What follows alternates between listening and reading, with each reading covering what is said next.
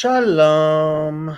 So I am trying something tiny bit new right now, which is a different software that I am using, which hopefully will work well. I hope. Let me see if I can improve the screen we are looking at slightly. Sure.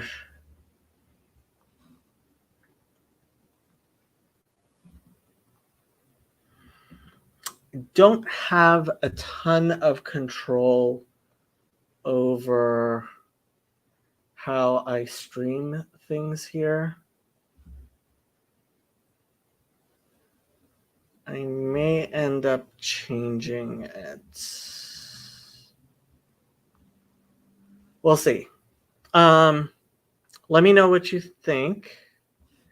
Anyway, we are going to do Genesis chapter 40. Let me just make sure I haven't done Genesis chapter 40 already, because I am starting to think I just looked at it and I just assumed the next chapter of Genesis would be fine because we most recently did 39.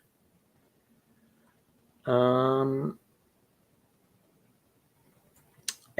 yes, I have done Genesis 40 already. So let me see if I can fix this. Genesis 41. We'll do Genesis 41 instead. And as I said, please do let me know.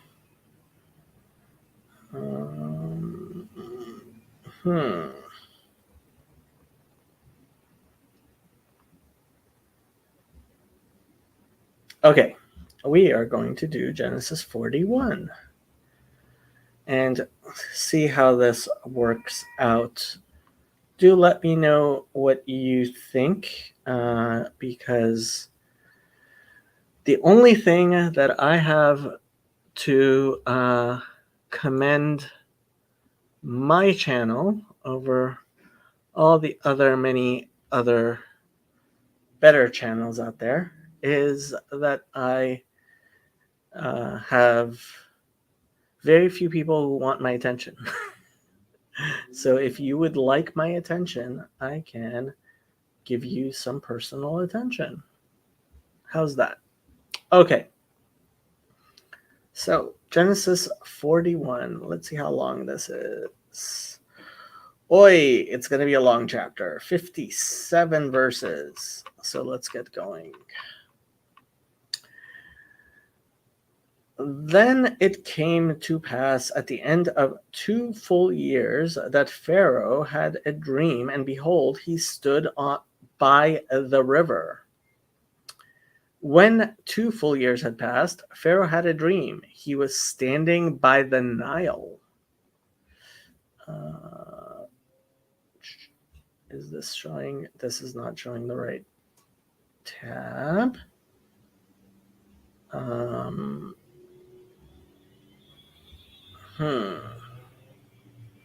And in order to share the correct tab,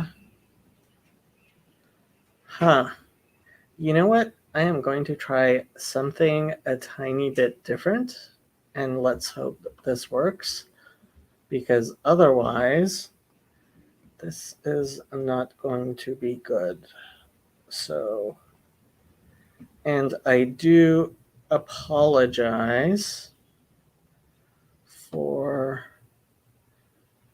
no, that's not what it is, for the technical problems here, but that is not what I meant to do. Sorry. Yes. Okay.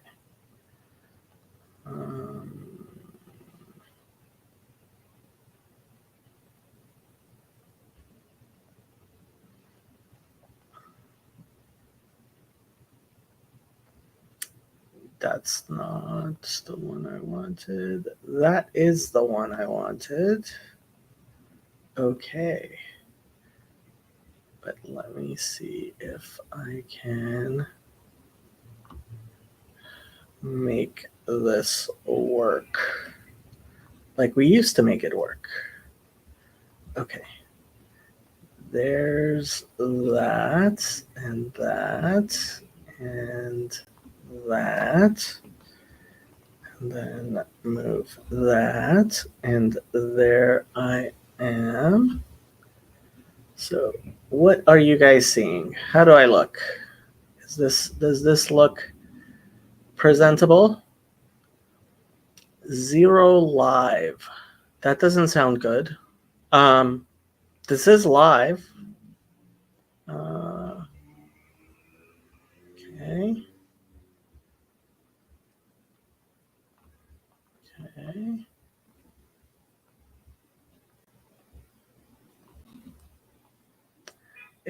Okay.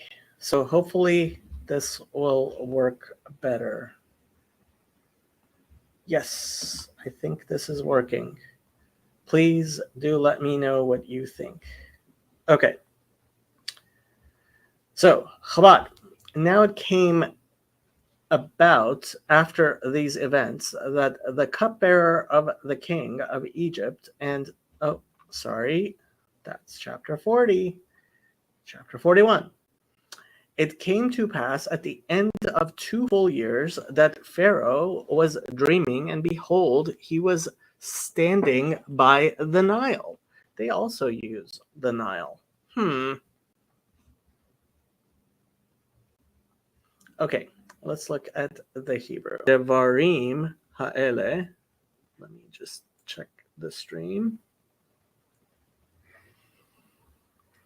Chat'u. No, again, I'm on the wrong chapter. I apologize. Oops, that didn't help. There we go. Veyehi miketz shnatayim yamim uFar'o cholem vehine omed al ha'yeor. Let's see what they have to say about Yeor. So apparently Yeor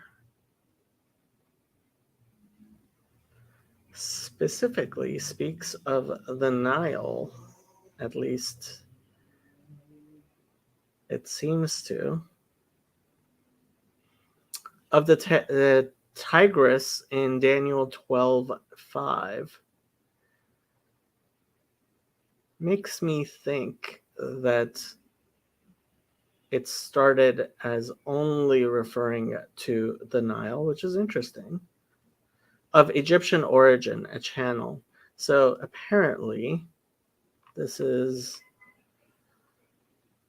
originally, it was, it's a loan word from Egyptian, Yaor, for the Nile, and it became what we use today.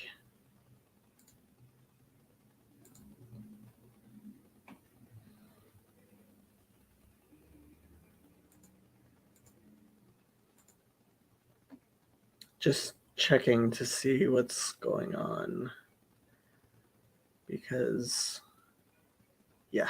sorry, I'm having technical problems here, but hopefully these technical problems will mean a better ultimate experience, especially since now I should be able to have people easily join the stream. Okay, so we were on the Hebrew here. So Vayehi miketz. So miketz, that's the prepositional mem. This is not a verb. This is a prepositional mem before a noun of ketz. And ketz, I believe the root is kuf vav tzadik. Let's see what it says. from katzatz, kuf tzadik tzadik, to cut off. Yeah. Ketz is end. And yeah, so miketz shnatayim yamim, at the end of 2 years. Let's see what Rashi said there. Miketz, the Targum renders misof, at the end, and every expression of ketz means end. I have to agree with that. And on Yaor, he also says, literally by the canal, no other rivers are called Yaorim except the Nile, because the entire land is covered with many man-made canals, Yaorim, and the Nile rises in their midst and waters them, for it does not usually rain in Egypt as it does in other countries. That's so interesting, because when you consider when Rashi wrote this, which was about 1,000 years ago, he had no way of knowing what we seem to know about ancient Egypt, yet he does. So there you go. Okay. Shnatayim. So Hebrew has 3 noun forms. There's the singular, the dual, and the plural, right? So in English, we can say 1 finger, or 2 fingers, or 3 fingers, right? So we have singular and plural. Many languages used to have a dual. Hebrew still does, and biblical Hebrew did. So what you would have is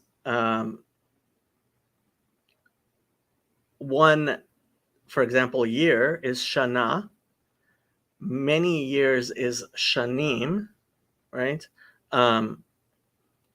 But 2 years is shnatayim, right? So I'm trying to think of Shavua is a week. Shavuot is weeks. Shavuaim is 2 weeks, right? So Chodesh is a month. Chadashim is months, so 3 or more. And Chodshayim is 2 months, right? So that's the dual. This is Shnatayim. This is 2 years. Okay. Yamim. Miketz shnatayim yamim. So this is a interesting way of putting it. It was at the end of 2 years of days. So it's really being very adamant about how full these years were, which for me just indicates that for the rest of the Bible, I think a lot of us are used to thinking in modern calendar years, and modern calendar years really did not exist.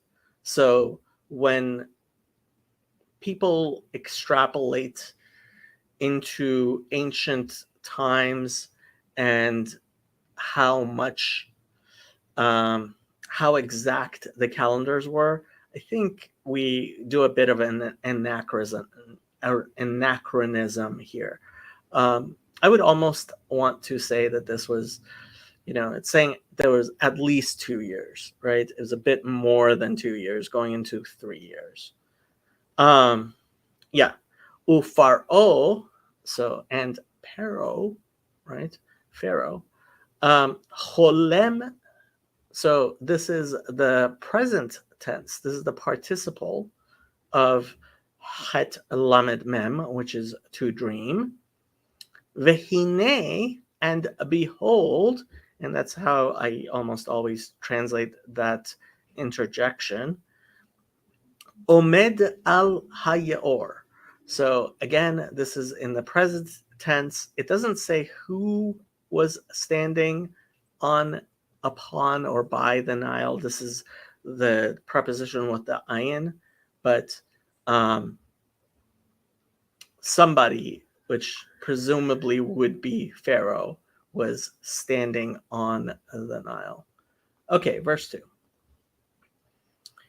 Suddenly there came up out of the river 7 cows, fine looking and fat, and they fed in the meadow. When out of the river there came up 7 cows, sleek and fat, and they grazed among the reeds. Chabad, and behold, from the Nile were coming up 7 cows of handsome appearance and robust flesh, and they pastured in the marshlands. We'll probably come back to the Rashi here. Vehine min hayaor olot sheva parot yafot mar'eh uvriot basar Vetir'ena ba'ahu. Interesting. So first thing I will say is the language here is obviously alliterative, and Hebrew poetry is through alliteration. And so it seems to me that some of the word choice is merely because things alliterate. Second thing I will say is this: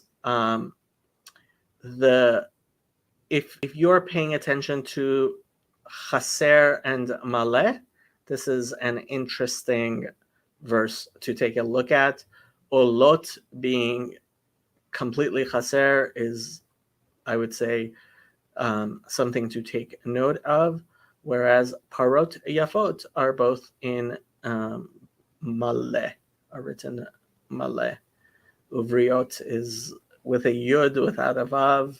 Yeah. So if you're paying attention to that, this is an interesting verse to actually pay attention to. Okay.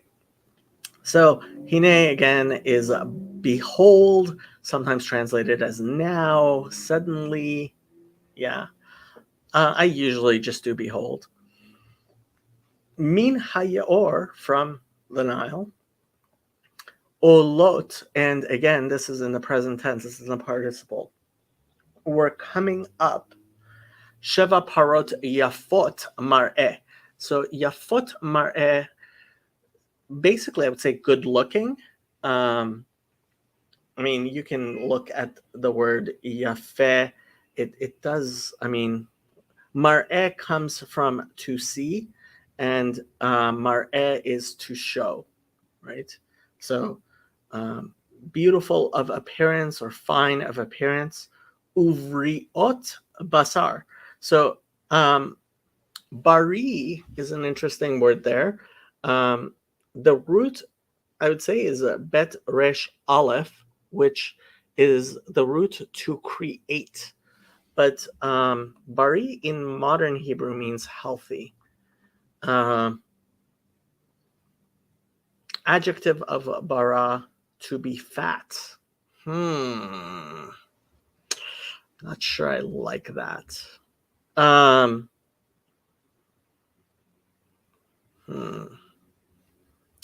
Yeah, so bara, to shape or create. So they do, so at least the NAS exhaustive concordance. Was that the one that's... No, that was Strong's exhaustive. Also, bara, to eat. Bet resh hey. If you're going to put it that way, I would generally say that you would want to relate it to a too radical root of bet resh, and so there are several manners of those. If you really wanted to say bari comes from bet resh hey. Yeah. My personal, it does make sense to me that there is a 2-letter root bet resh, which would be what would be causing this. But bet resh aleph, I would say, is to create, and bari, probably I would translate it as well formed.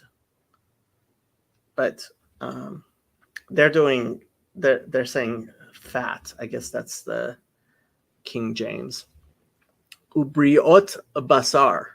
So it's a construct chain of, well, construct. That's a adjectives in a construct chain. Yeah, I guess they do happen. So briot is kind of the well formed. Yeah, I would probably, I think fat makes sense. What it is definitely telling you is well formed, right? Full, right? Maybe full would be the right word. Full of flesh. Vetirena ba'ahu. So you are probably not familiar with the third person feminine plural of the imperfect. You can use the constructor here to help you with that. Modern Hebrew does not use the third person feminine that is used in biblical Hebrew, and that's why it's rare. You rarely see it outside of biblical Hebrew, certainly, and even in biblical Hebrew.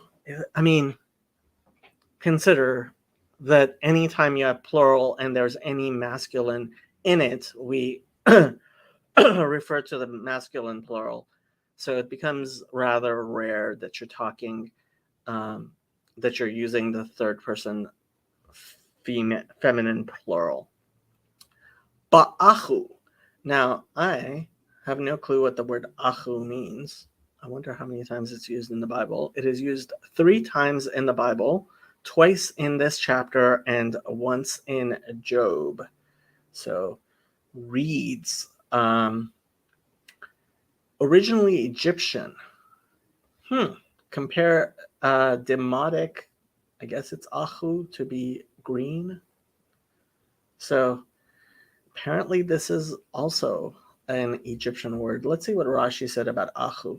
But ahu, in the marsh, maresque in Old French. And he refers also to Job 8, where that shows up.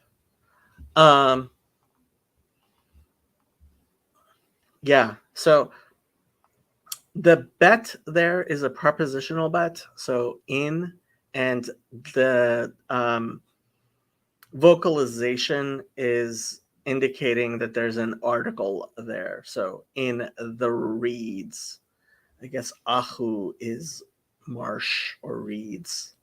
Rashi says marsh. Okay, verse 3.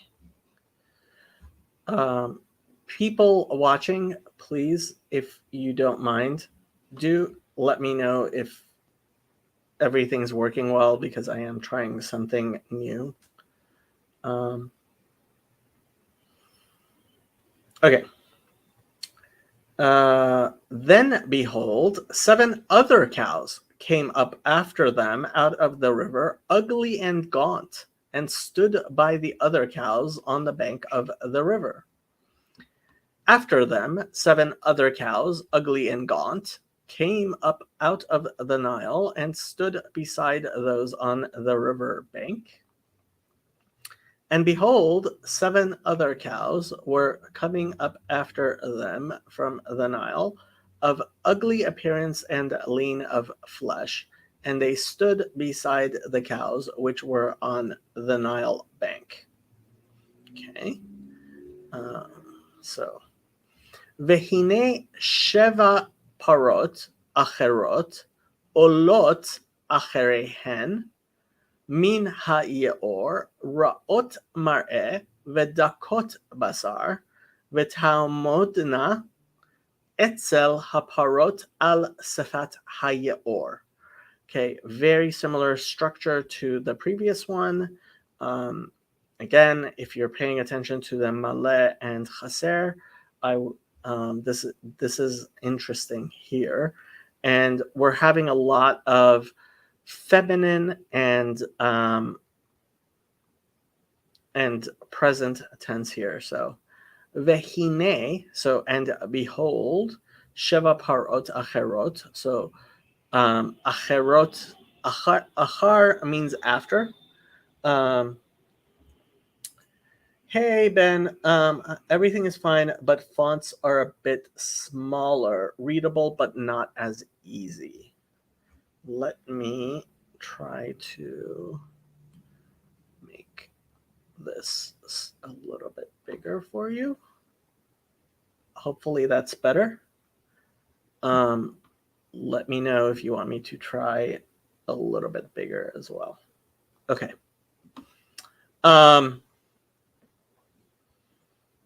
Okay. So achar means after, can mean other.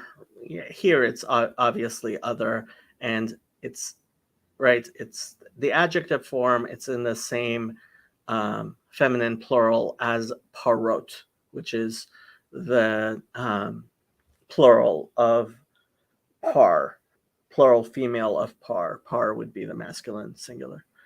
Cool. Okay. Olot,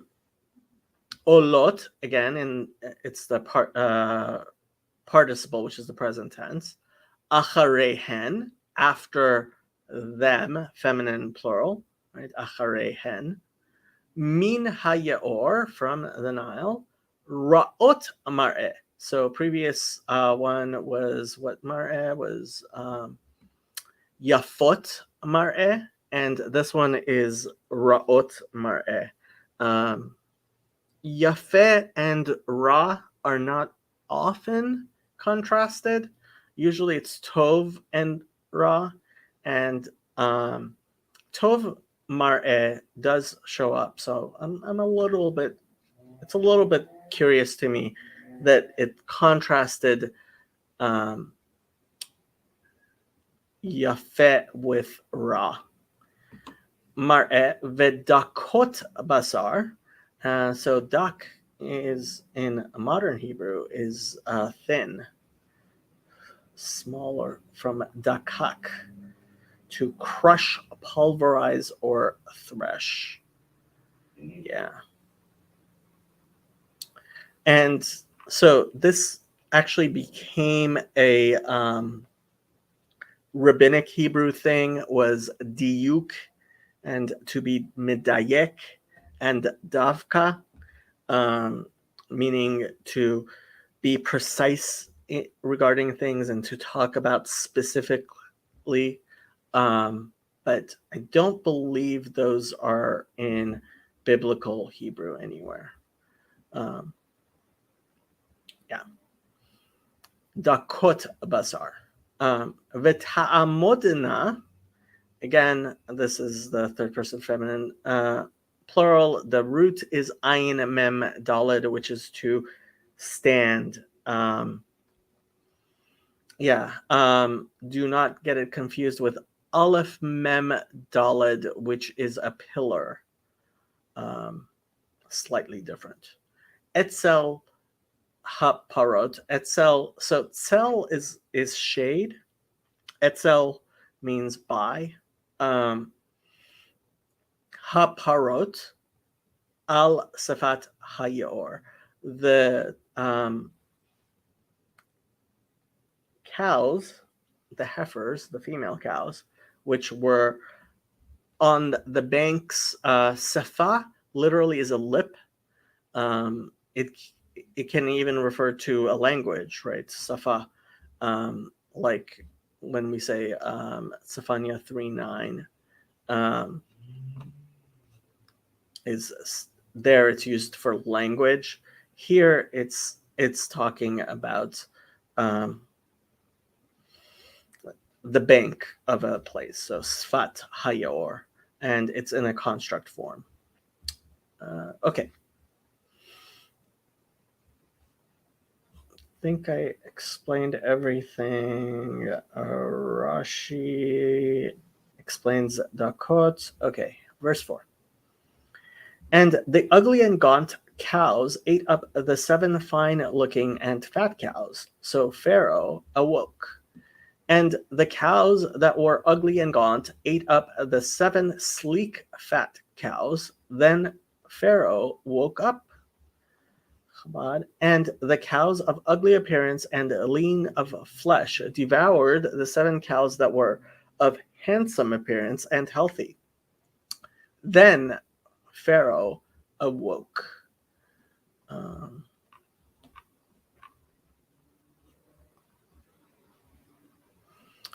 Vetochalna haparot raot hamar'eh. Interesting. Vedakot habasar et sheva haparot yefot hamar'eh vehabriot vayikatz paro. Interesting. So again, this is a very alliterative text. It's using dakak can mean to beat, so thin makes sense. Yeah. So again, we're using the same words we were using before. You can pay attention to the chaser and maleh if you like.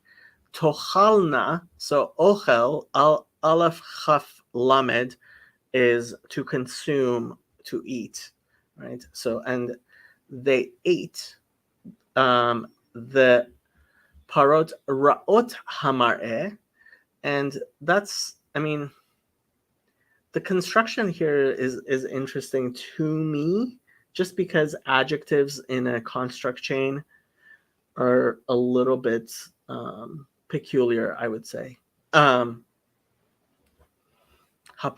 raot hamar'eh, because so the adjective is actually being conjugated with cows, whereas Braot hamar'eh. I guess I wouldn't even notice if it had been just the masculine, that it was being conjugated, but it is. And in a construct chain, the article always shows up on the last term in the chain. Okay. Vedakot habasar. Again, very similar, right, to the end of thin flesh. Et sheva haparot yafot hamar'eh vehabriot. So the briot is doesn't repeat basar, which is a little bit different than how it's doing the rest of it. Vayikatz paro, and that's what I found actually very interesting was so in the first verse we talked about miketz, right, at the end of, and so it's using that word yiketz, right? So literally it means he stopped, right? And obviously it is referring to his sleep, but it's also interesting that it's using that same word, and the obvious reason for that is the fact that it's the obvious reason is just the poetic alliteration there. Even with like duck, right, and cats, right? Anytime you have the same letter being repeated over and over again. Yeah. Okay. Verse 5. He slept and dreamed a second time, and suddenly 7 heads of grain came up on one stalk, plump and good. He fell asleep again and had a second dream. 7 heads of grain, healthy and good, were growing on a single stalk. And he fell asleep and dreamed again. And behold, 7 ears of grain were growing on one stalk, healthy and good. Rashi's translating a lot of this stuff into Old French, which is the language that he spoke. Veyishan veyachlom shenit vehine sheva shibolim olot bakane echad briot vetovot. Okay, so and he slept and he dreamed, right? So lishon, to sleep. Although, I mean, yeah, yashan, to sleep. Yashanti, I slept. Chalom, again, to dream. So shenit, a second time.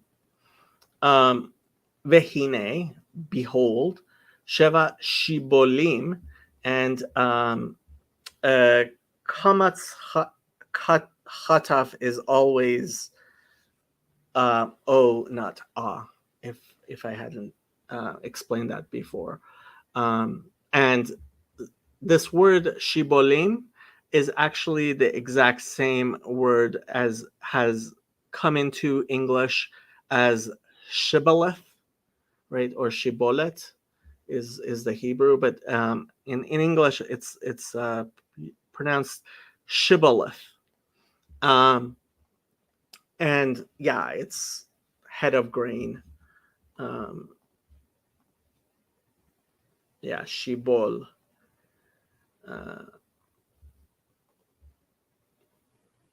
Flowing skirt train. I did not know that one. Apparently it's only used one time in that way in Isaiah. Yeah. See Hebrew shibolet, right? So sibolet is, yeah. Different people would say it differently, and that's how it became the word shibboleth in English. Okay. But this is it says feminine plural. So shibolot could be one way of making it plural. And shalom, Dominic.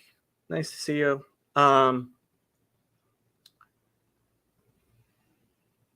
But here it's shibolim. Is it always no, I think shibolot.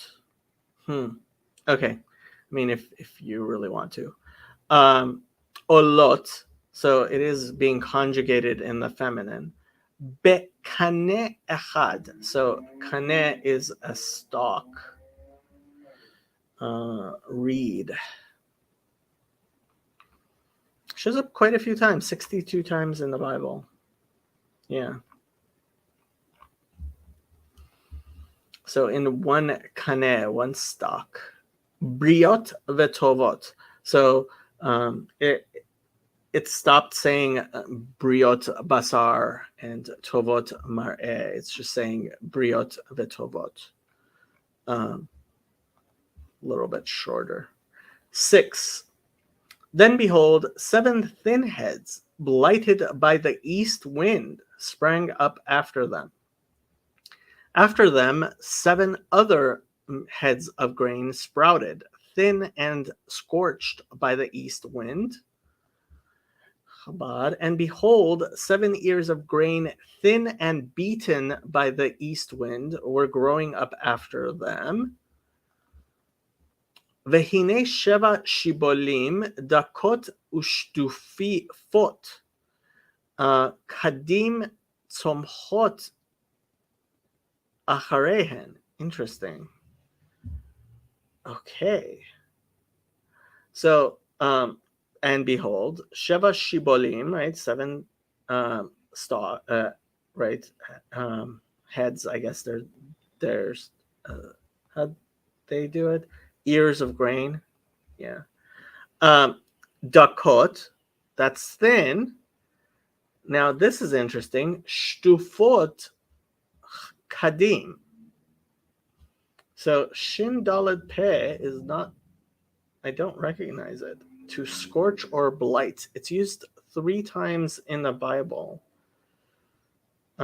Jewish Aramaic shtaf. Arabic be dark. Primitive root to scorch or blast. Okay. Now, what's interesting to me is it's shtufot kadim. And kadim literally means that which is forward. Ben says, was Shibboleth in the Ephraim story? It's the one, the tribe of Benjamin, I think, was the one who couldn't say Shibboleth, and yeah, when they trying to cross the bridge, yeah, and then they would ask them and put them to death if they couldn't say it correctly. Yeah, that's exactly it. So Kadim, it comes from Kodem, right, which means early or before, which also refers to the east because that's where the sun rises, and the east wind is also called Kadim. Let's see what Strong's has to say about Kadim. East or east wind, as in Kedem, right? Yeah. And they have a bunch of places you can see. Often adverbially, eastward for brevity in the east wind. Yeah. Okay. Shtufot Kadim. Interesting construct chain there. Yeah. Tzomchot, so tzemach, tzadik mem het, is to usually actually translated sprout. So growing. Tzomeach is how we refer to the vegetable kingdom in modern Hebrew. Things that grow. Yeah. And tzemach is actually a name some people do name their kids. Acharehen, we're growing. It's in the participles in present tense after them. Okay, verse 7. And the 7 thin heads devoured the 7 plump and full heads. So Pharaoh awoke, and indeed it was a dream. The thin heads of grain swallowed up the 7 healthy full heads. Then Pharaoh woke up. It had been a dream. Chabad. And the thin ears of grain swallowed up the 7 healthy and full ears of grain. Then Pharaoh awoke, and behold, a dream. V'tivlana hashibolim hadakot et sheva hashibolim habriot v'hamleot. So this is the first time we're using maleh. V'yikatz paro v'hine chalom.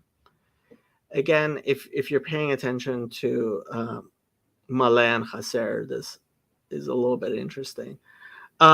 Bolea bet lamed ayin means to swallow. They're saying devoured, right? So the dakot, the thin shibolim, tivlana, right? They swallowed up, right? The sheva shibolim habriot v'hamleot. So now it's referring to them as, I mean, you can do healthy. The only reason I have a predisposition of translating it healthy is just because in modern Hebrew, bari means healthy. And if I were to hear healthy and try to translate it into Hebrew, it would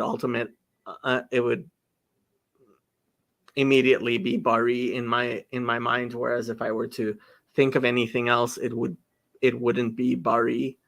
So that's why. Maleh means full.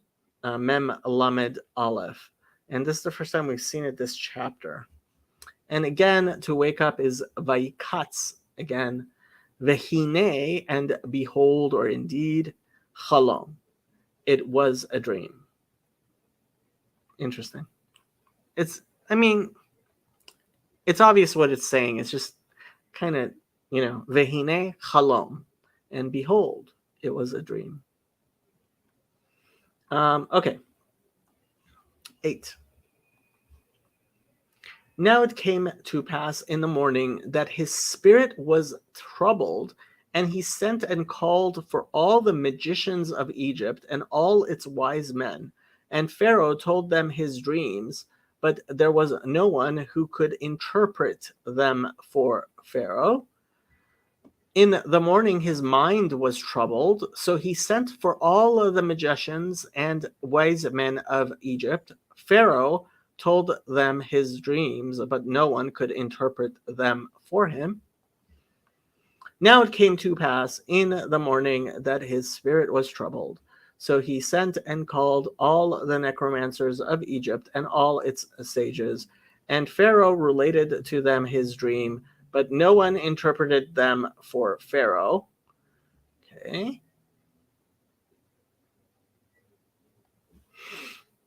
Vehine vavoker vetifaem rucho. Interesting.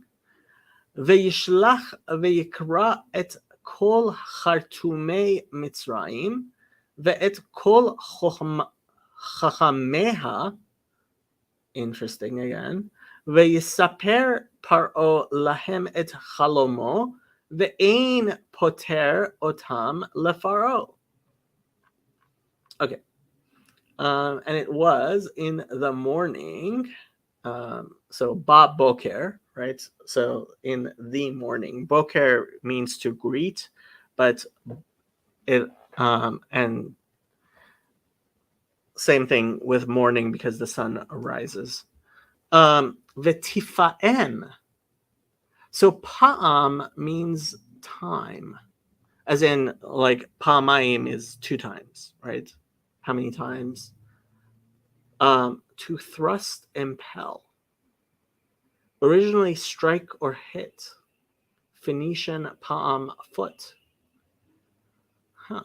The spirit began to impel him in Judges 13. Move, trouble, a primitive root, to tap, beat regularly, hence generally to impel or agitate. Move, trouble. Interesting way of putting it. Vetifaem, and it's in the nifal, so that's the passive of pa'am. Rucho, so I would almost want to say was beating his ruach, his spirit, right? Veyishlach, so sholeach means to can be to stretch out your arm, to send. A shliach is an agent, an emissary. In Genesis, it says, lest they stretch out their hands. That's shiluach yad there. So, and he sent to, I guess, his thing. Vayikra, and he called them, kufresh aleph, to call or read, but to call.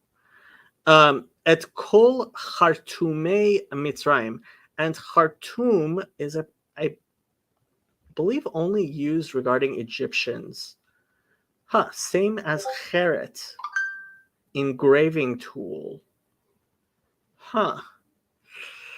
Really? Cheret is with a tet? Cheret with a taf is to etch. I'm not convinced. Let's see what they say. Engravers or writers only in derivative sense of one possessed of occult knowledge, diviner, astrologer, magician. The fact that the word is always applied to Egyptian magicians, except Daniel 2:2, which is late, suggests Egyptian origin, but no agreement among Egyptologists.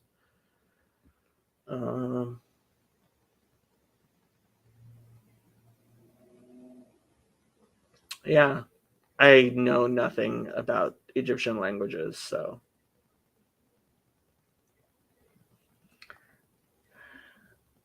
Really? Heret is with a. I was sure Heret was with a tough. Because we make that.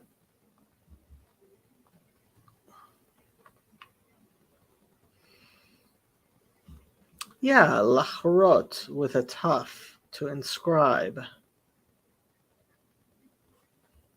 Lehechri charet to etch. Yeah, that's with a tough, not with a tet.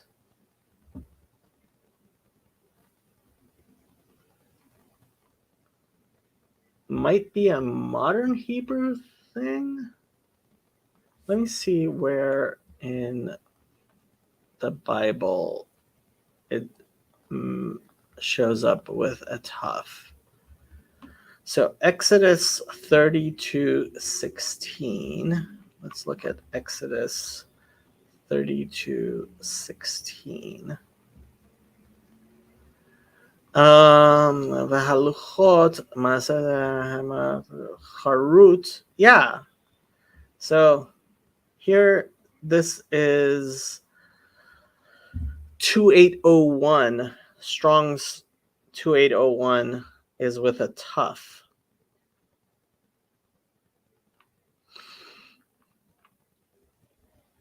Don't know what to tell you. Daniel called it Khartoum. Daniel 5:11. Let's take a look at Daniel 5:11. Daniel. There it is. 5 and 11. Well, first of all, this is in Aramaic.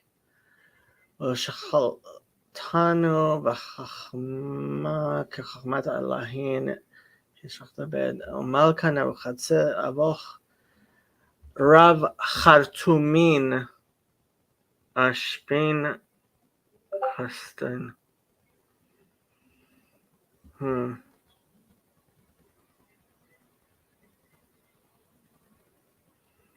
Yeah, and in Daniel 4:7, Khartoumaya. It seems to have. I think it seems to me that it's passed into Aramaic from the Hebrew.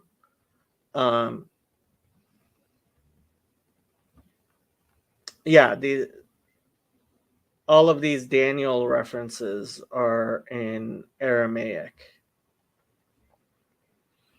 Let me see. Daniel 1 is in Hebrew. Daniel 2 is in Hebrew.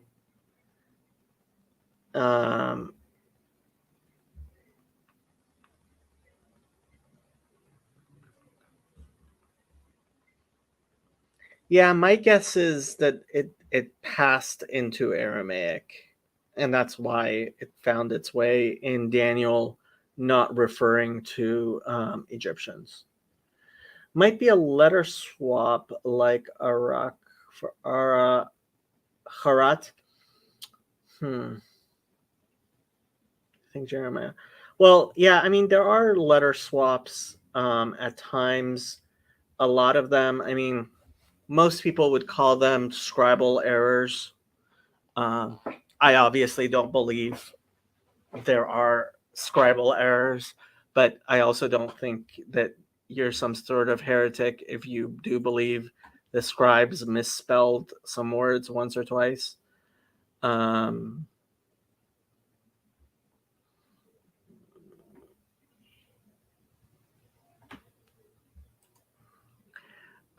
okay. Okay. But okay, so the letter swap between languages though, right? Between Hebrew Aramaic and Arabic are pretty regular though. Similar letters get swapped between them, and that's actually why I recommended that book Loom of Language. He explains how a lot of this stuff happens, especially when you're writing with an alphabet. um, just, some people pronounce things a little bit differently, and then when they start writing them um, with the letters, they use different letters, and then those become more solidified in that language. And this is part of how languages differentiate. Okay, let's go back to where we were.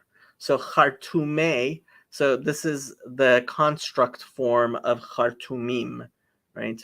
Khartoumé Mitzrayim. Ve'et kol chachameha.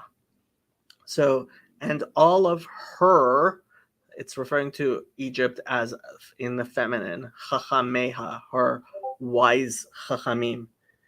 Okay. Ve'yisaper paro lahem.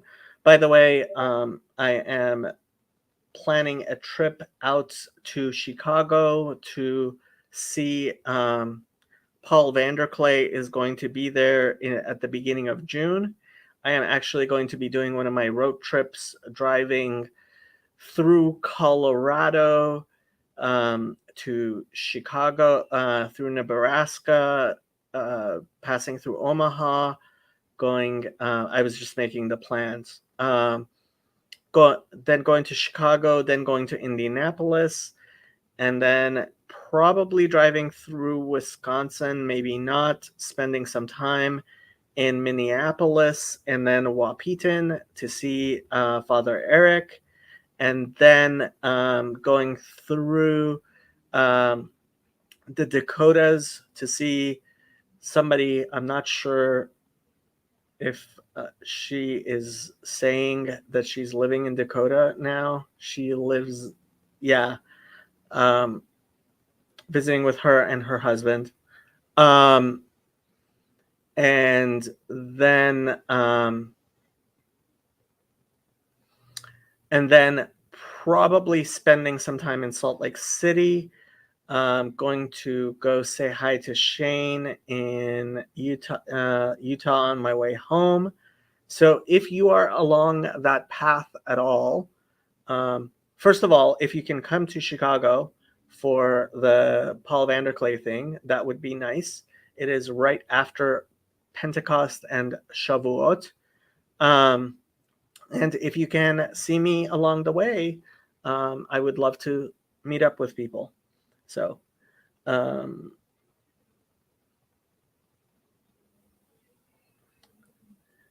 all these people living in the West, shaking my head.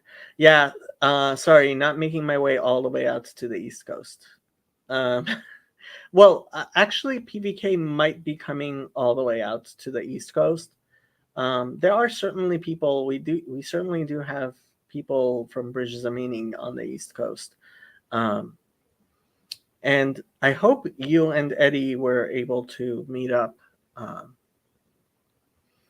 Okay, Vayisaper Paro. So Samech Peresh is Sefer. That's where we get the book, the word book, Sefer. Mispar means number. Um, to Veisaper means to tell a story, to explain, I guess. Um, I usually use the word account just because it reminds me that that's the particular way of relating over that it is in the Hebrew when I translate it. Paro lahem, so Pharaoh to them, et halamo, his dream, ve'ein poter otam lefaro. So ein is the opposite of yesh. Um, Ein means there is not, and yesh means there is. And that's why creation ex nihilo in Hebrew is called yesh me'ayin. Poter is, to pitron. So a much more, I think it Targum, which is to interpret languages, is from the Aramaic. And by the way, the author of um, Loom of Language can be very annoying. He's very much a man of his time, and this was written in the 40s. Uh, Found it a little curious when he used the name Hitler as just for him at the time, it was just, somebody, a world leader, and he just used it like casually about a German leader, right? It's like, uh, yeah, that's, we live in very different times. So that book was written over 80 years ago. And yeah, he's definitely, his character comes through, and he's kind of an annoying person. At the same time, I actually think it's a really good book. Okay. But poter pitron means explanation. I wouldn't, the reason why I would do pe taf resh as explain as opposed to interpret is because I always think of targum, which is an Aramaic word. Obviously, it has yeah. Late Hebrew, Jewish Aramaic metar, apparently Aramaic mashar, dissolve or solve, mesher. Interesting. To open, so they're actually saying, so Strong's thinks of it as related to pet tough. Well, het is to open. I could understand a a two-letter root of pe tough in Hebrew, which could be related to opening in some way. Yeah. Poteach, petil, pat. Yeah, I could see that. Okay. Where were we? We were looking at poter. Otam, them, right? So you can, you have to see from context whether it's the preposition with or the direct object marker. You can tell it if it's when it's in the plural, or actually almost anything. If it's itam, it would be with them. Otam is the direct object marker, them. So le Pharaoh, for Pharaoh, to Pharaoh. Okay, verse 9. Then the chief butler spoke to Pharaoh, saying, I remember my faults this day. And this has actually become a common saying in Hebrew, et chatai ani maskir hayom. And it's actually something like in Judaism, people, because it is forbidden to to publicly confess or to speak ill even of yourself. Generally, people will admit that they're realizing that they're bringing up something that is bad about themselves, by starting with et chatai ani mazkir hayom. Yeah. Okay, verse 9. Did we read? Then the chief cupbearer said to Pharaoh, "Today I am reminded of my shortcomings." Now the chief cupbearer spoke with Pharaoh, saying, "I call to mind my faults today. Vaidaber sar hamashkim et paro le'emor et chatai ani mazkir hayom."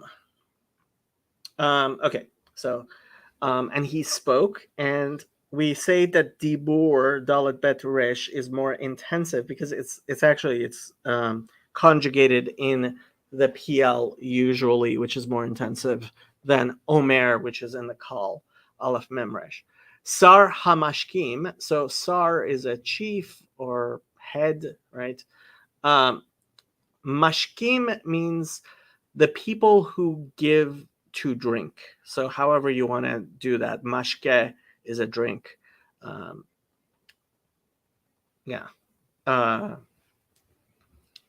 Mashke from shoke, I believe, means to douse something. Mashke.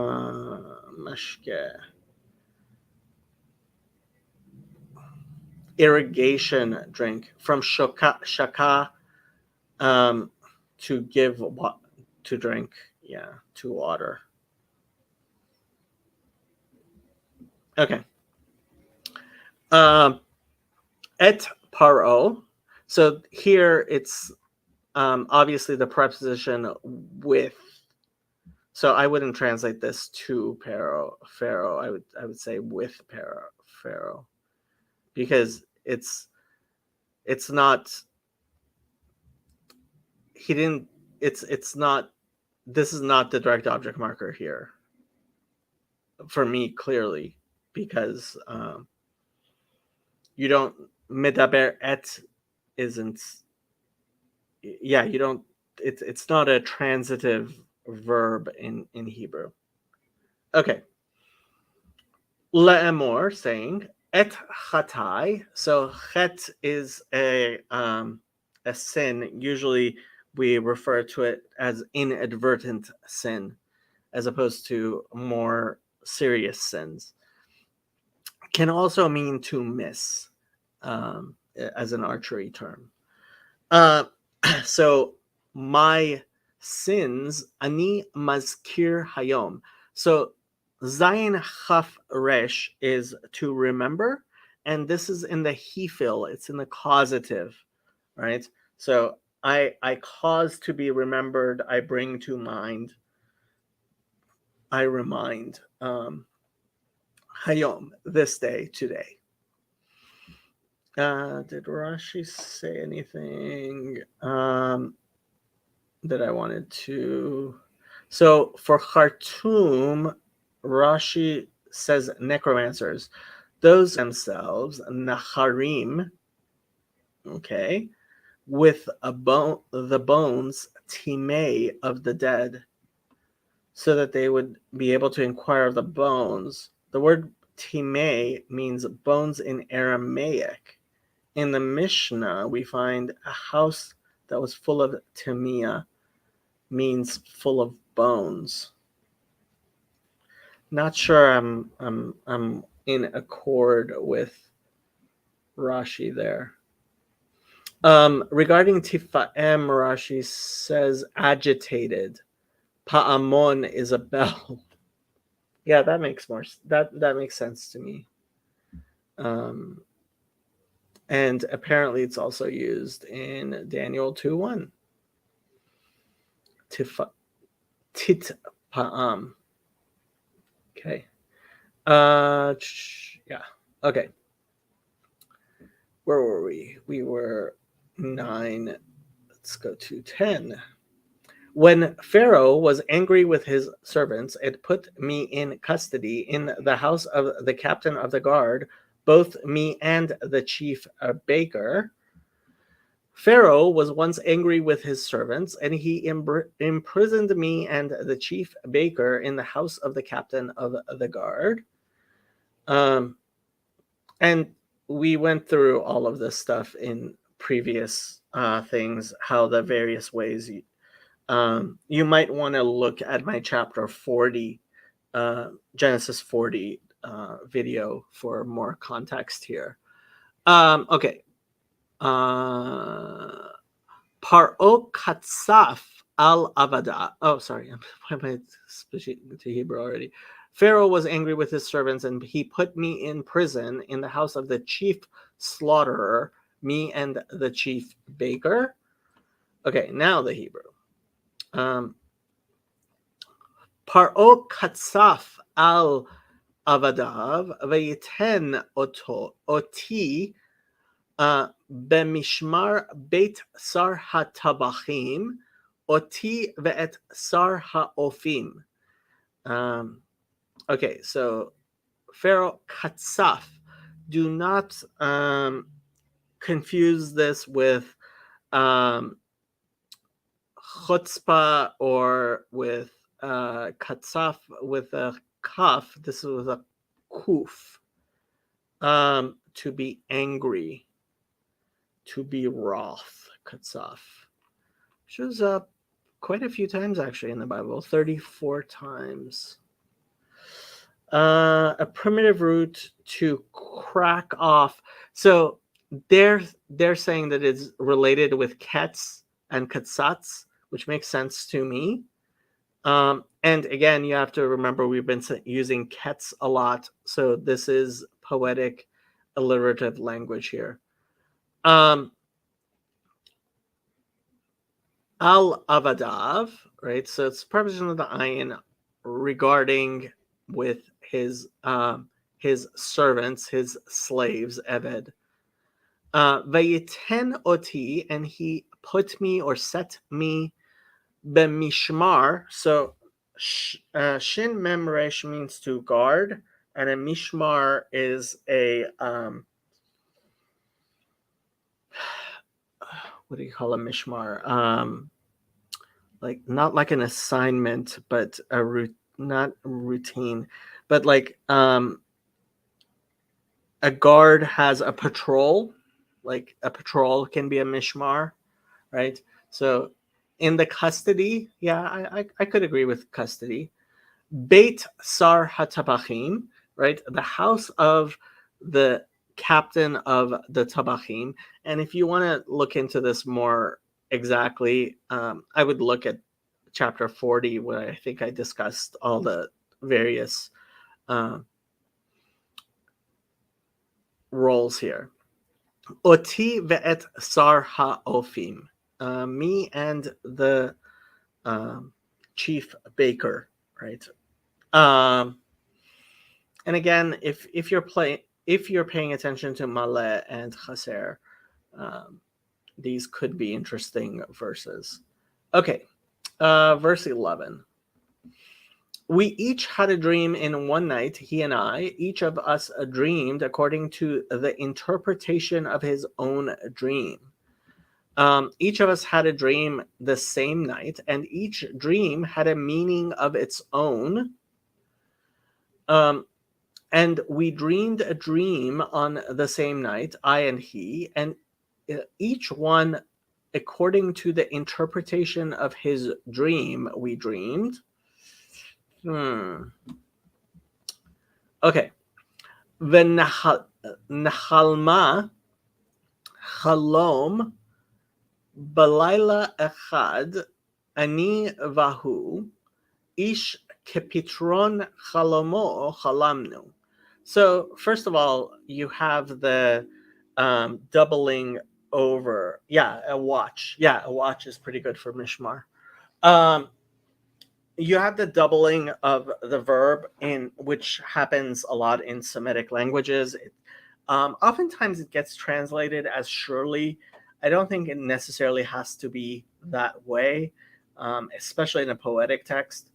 Um, Now, the hey at the end here, I would actually say is they've got the morphology wrong. I would say it was actually coortative more.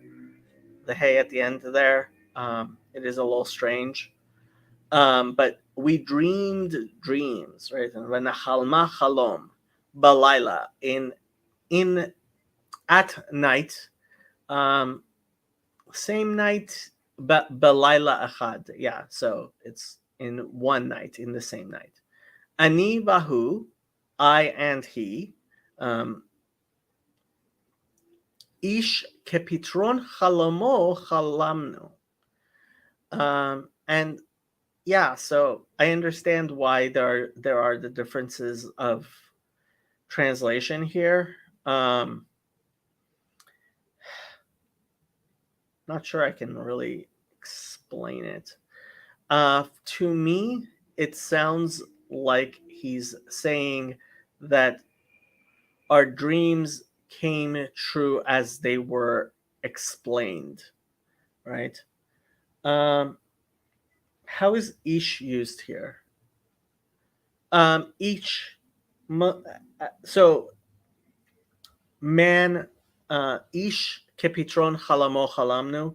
Um, I mean, it's just using the word man, but yeah, it's being used as the word to say each one, right? So this is actually one of those things that so Zechariah 8:23, I think it is, right? That says, um, let me pull it up. Zechariah 8:23. I'm pretty sure that's the correct verse. If it's not, I'll have to find it. Which says that 10 men from Ko Amar Hashem Tzvakot בימים ההמה אשר יחזיקו 10 אנשים מכל לשונות הגויים והחזיקו בכנף איש יהודי לאמור נלכה עמכם כי שמענו אלוקים עמכם. So this is actually like how ish is used here, ish Yehudi. A lot of Christians like to translate this as saying, "Oh, so it must be talking about Jesus," right? Because it's saying a man, a Jewish man, but really ish in this way is saying person, right? Individual people, right? One by one. I would almost say one by one. Yeah. Ish. Yeah, it almost translates like each. It really does. And this you'll get used to it in the Hebrew. It does happen a lot. Yeah. So that's how ish is used here. Okay. Verse 12. Before I forget, let me go back to Zephaniah 3:9 because I will forget. Okay. Verse 12. Now there was a young Hebrew man with us there, a servant of the captain of the guard, and we told him, and he interpreted our dreams for us. To each man he interpreted according to his own dream. Now a young Hebrew was there with us, a servant of the captain of the guard. We told him our dreams, and he interpreted them for us, giving each man the interpretation of his dream. Let me just make sure that I did not miss anybody on Twitch. I did not. 12. And there with us was a Hebrew lad, a slave of the chief slaughterer, and we told him, and he interpreted our dreams for us. For each of us, he interpreted according to his dream. You can read the Rashis, which are interesting. I mean, he's quoting from the Midrash. Okay. Vesham itanu na'ar ivri eved lasar hatebachim vanesaper lo v'yiftar lanu et chalomotenu ish kechalomo patar.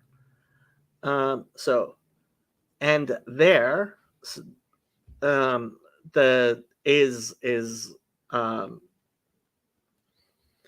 inferred.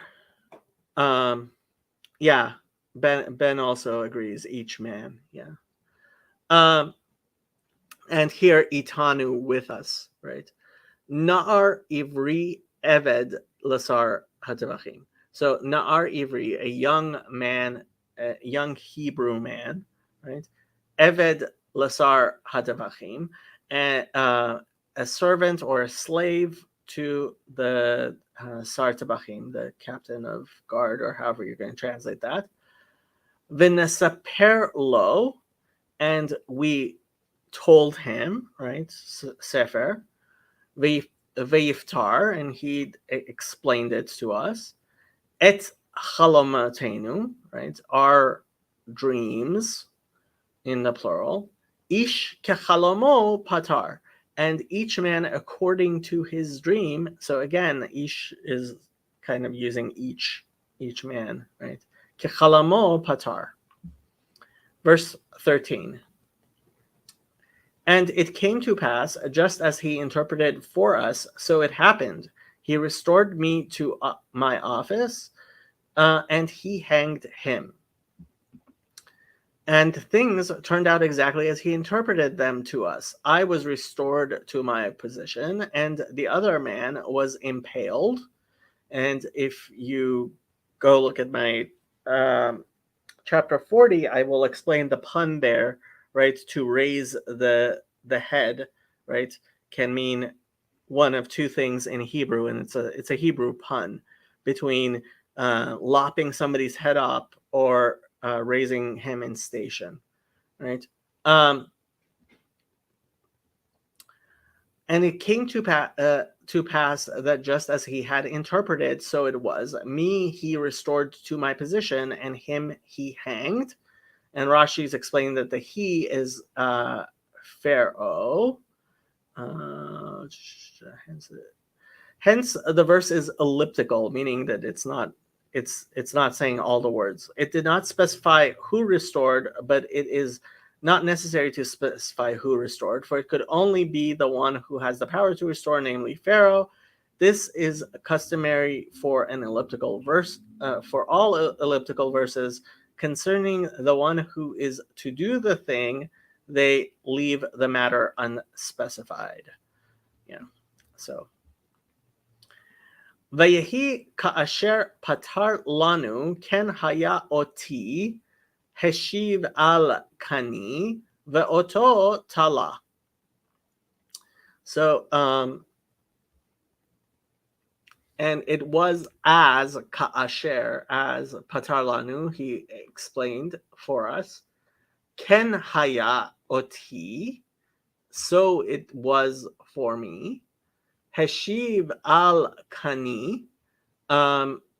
So heshiv is the he-fil. It's the causative of shuv, to go back. To preposition of the ayin, kani. Kan. Oh, right, from konen, establish. Ken. So. Yeah. Pedestal or office. Kana. Okay. Yeah. Ve'oto tala, and hung him. And actually, for Christians, might find this interesting. Talui etz is how crucifixion is referred to, hung on a tree. Talui etz. So this is tala, hung, to hang something. Okay, verse 14. Then Pharaoh sent and called Joseph, and they brought him quickly out of the dungeon, and he shaved, changed his clothing, and came to Pharaoh. So Pharaoh sent for Joseph, and he was quickly brought from the dungeon, where when he had shaved and changed his clothes, he came before Pharaoh. So Pharaoh sent and called Joseph, and they rushed him from the dungeon, and he shaved and changed his clothes, and he then came to Pharaoh. Yeah, not going to do the Rashi's there. Vayishlach Paro vayikra et Yosef vayaritzuhu min habor vayigalach vayachalef simlotav vayavo el Paro. So he sent, again, like we had before for his magicians, right? Yishlach vayikra Paro, right? Et Yosef veyaritzuhu.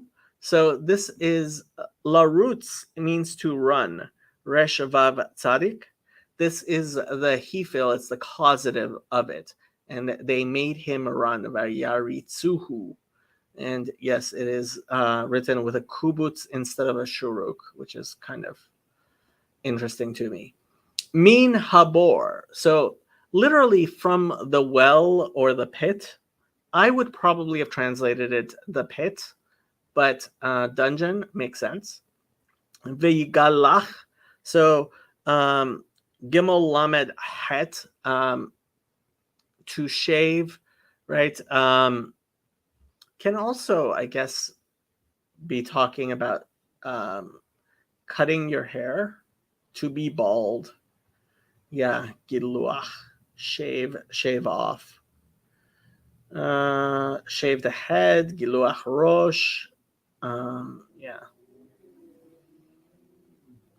And in case you were, Pharaoh had a no beard policy. It's not clear that, well, that it was his beard. But yeah. And in case you are interested, the Yiddish word for a and it's slightly pejorative, for a priest is galach, literally meaning shaved, referring to the tonsure, right? So in Yiddish, and if you're going to when this is kind of sad, but if you're going when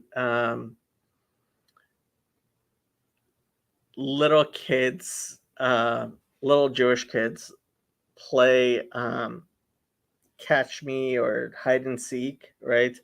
They actually play galach, right? Because they're the running away from the priest coming to get you. You would understand how that started when, if you know the story of Edgardo Mortara. But and I'm sure that game is older than what happened there. But yeah, kind of sad commentary there. But that's galach for you. Vaychalef simlotav. So chalipin is an exchange. To chalaf is to change. A khalifa is a suit in modern Hebrew, I'm pretty sure. Simlotav, that's with a sin and not shin. A simla is a robe, is clothing, right? So simlotav, his clothes. Vayavo el Paro, and he came to Pharaoh. Verse 15. And Pharaoh said to Joseph, I have had a dream, and there is no one who can interpret it. But I have heard it said of you that you can understand a dream to interpret it. Pharaoh said to Joseph, I had a dream, and no one can interpret it. But I have heard it said of you that when you hear a dream, you can interpret it. Catholic priests, generally Catholic priests, but they usually don't. I mean, in Yiddish, people don't, especially in Hasidic things, that they don't even know there's a difference. Little Hasidic kids playing Galach, they have no idea that they're talking about a tonsure. Or, in fact, what I've noticed is a lot of people who speak Yiddish don't realize that the term galach, they think it refers to the beard. They tend to think it refers to the beard. And Catholics do, in fact, Catholic priests do, in fact, at least keep a short beard, and often none at all. But the original term came into the Yiddish from a tonsure, not from the beard. Okay.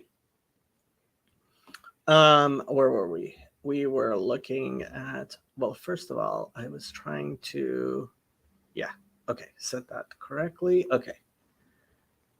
Yes. Okay. And where did I go?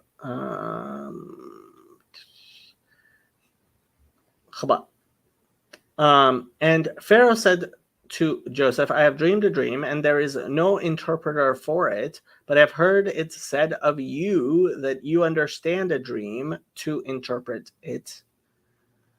Vayomer Paro el Yosef, Chalom chalamti ufoter ein oto, va'ani shamati alecha le'amor tishma chalom liftor oto. That's really interesting because I was recently ranting about the Bible Project's really bad video on Shema, which Joey recommended I make a non-ranty, not fire and brimstone, like just straight response to, because it would help my channel. And I said, I don't think anybody wants to listen to me except for my rants. My rants always get a lot more views than my non-ranty stuff. So maybe I'll rant at them. I don't know. Anyway, so Pharaoh said to Joseph, this is preposition with the aleph, Chalom chalamti, I dreamt a dream, ufoter ein oto, and there's nobody to explain it. That is the participle. It's in the present tense. Ve'ani shamati alecha. So this is shin mem ayin, to listen. So I have heard regarding you, preposition of ayin. Le'emor, saying, it is said, right? Tishma chalom, you hear, but really, I mean, understand. And this is where I'm not a huge fan of the Bible Project's video on Shema. Chalom liftor oto.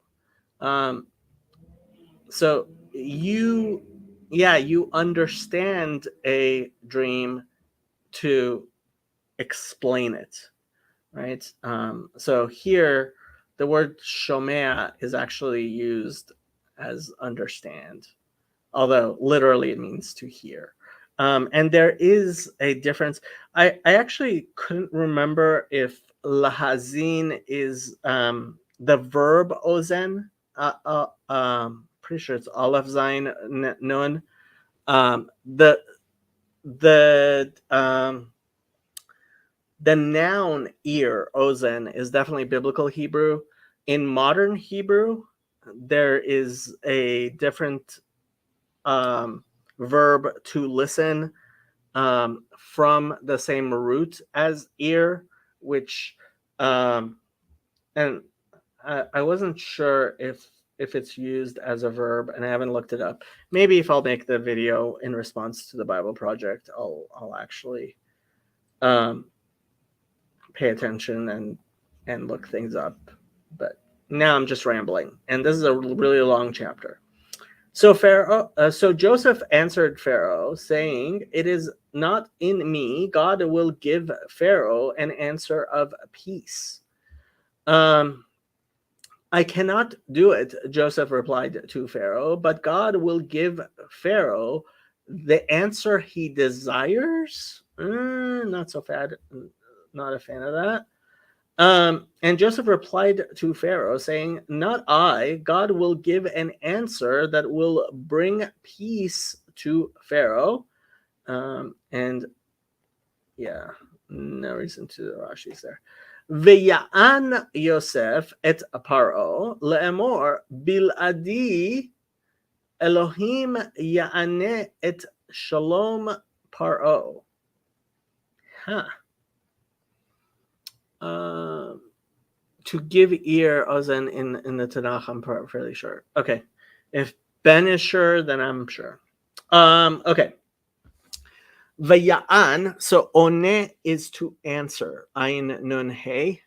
So he answered, Yosef, et Paro, direct object marker, Paro, saying, Bil adi, so other than me, without me, really, biladi. Apart from, except, without, bal and ad, not and to. Yeah, you can look at the concordance for that. Yeah, I would probably just translate it without me, but they did not I. Elohim ya'aneh, God will answer, and it's using the same answer, right? Et shlom paro. I mean, how you want to translate shlom paro? Shlom is the construct form of shalom, right? Of peace. I want to translate this as not peace here, but welfare, right? How, right? Like in Hebrew, we ask how you're doing. We say mashlomcha. How is your shalom, right? And that's what it seems to me like is will answer to the seems there's a reason why all three of them translated it differently. But yeah, it's shalom in construct form with paro, however you want to translate that. Okay, verse 17. Then Pharaoh said to Joseph, "Behold, in my dream I stood on the bank of the river. I am going to try to finish this tonight, but honestly, if we're getting close to 10 o'clock already, and we're only halfway through, I might have to split this into two because some of you know some of you have met a particular member of my Discord server who just turned 13, and we are having festivities. We have for the past 2 days, and we are for the next, well, at least on Shabbat. So I'm kind of tired. Incompleteness? No, I don't think so. I think it's more along the lines of how you are doing, right? when you ask someone about someone's welfare, right? They might actually not be doing well, but you ask, mashlomo, and shoel shalom. I'm pretty sure is in the Bible to ask someone's shalom. Yeah, doesn't translate completely from the Hebrew to English, I don't think. Shalom, I almost feel like leaving it just shalom. You know what I mean? Yeah, that's what some of them translated it as giving him peace. To me, it seems more neutral than that translation would imply. I think he's just saying whatever God says. Like, if God says it's going to be something bad, it's, I have nothing to do with it. Basically, it seems to me is what he's saying. Okay. Okay, verse 17. Then Pharaoh said to Joseph, "Behold, in my dream I stood on the bank of the river." Then Pharaoh said to Joseph, "In my dream I was standing on the bank of the Nile." And Pharaoh said to Joseph, "In my dream, behold, I was standing on the bank of the Nile."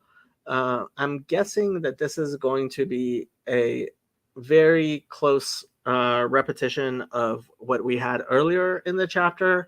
So I am going to go through this quickly. Stop me if you need me to say something. Vaidaber Paro el Yosef bechalamo hineni omed al sefat hayor. So the only thing that's a little bit different here is bachalamo, right? So Paro spoke with Joseph. It's preposition the aleph, regarding his, bachalomi, in my dream, in the dream of me. There is the article in the vocalizations. Hineni omed, right? The rest of it is the dream as we had it earlier. Verse 18, suddenly 7 cows came out of the river, fine looking and fat, and they fed in the meadow. When out of the river there came up 7 cows, fat and sleek, and they grazed among the reeds. And behold, 7 cows of robust flesh and handsome form were ascending from the river, and they pastured in the marshland. Vehine min hayaor olot sheva parot briot basar veyafot tor. Veyafot tor. Was that how it was at the beginning? Yafot tor? No, I don't think it was. It was Yafot mar'eh. Yeah. Was it Yafot mar'eh? Yeah. And the reason why I remember that is because Eshet Yafat Tor, right, is that captive woman we've spoken about before regarding Yafat Tor and Asnat and all that stuff. So, yeah, this is slightly different. L'tirena ba'achu. So pretty much all the same. The only difference is rather than saying Yafot Mar'eh, it's Yafot Tor, which they're similar. I would translate the same, but if you're paying attention to the Hebrew, the connotations and the connections are very different, in my opinion. Okay, verse 19. Then behold, 7 other cows came up after them, poor and very ugly and gaunt, such ugliness as I have never seen in all the land of Egypt. After them, 7 other cows came up, scrawny and very ugly and lean. I have never seen such ugly cows in all the land of Egypt. Where were we? 19. And behold, 7 other cows were ascending after them, emaciated and of very ugly form, and with meager flesh. I have not seen such ugly ones throughout the entire land of Egypt. Vehine sheva parot acherot olot acharehen dalot. Instead of dakot, now it's dalot, not thin, but dal. And dal means poor, as opposed to dak, which means thin. And obviously, they're very similar. Veraot toar, and again, so it's switched from yafeh to ra, but now it's again, instead of mar'eh, it's toar. Me'od, and this is the first time it says me'od, very much. Verakot basar. So rakot. So rek means empty. Rak, thin only, altogether, surely. Rak is only. Rek means empty. From rakak, to spit, emaciated.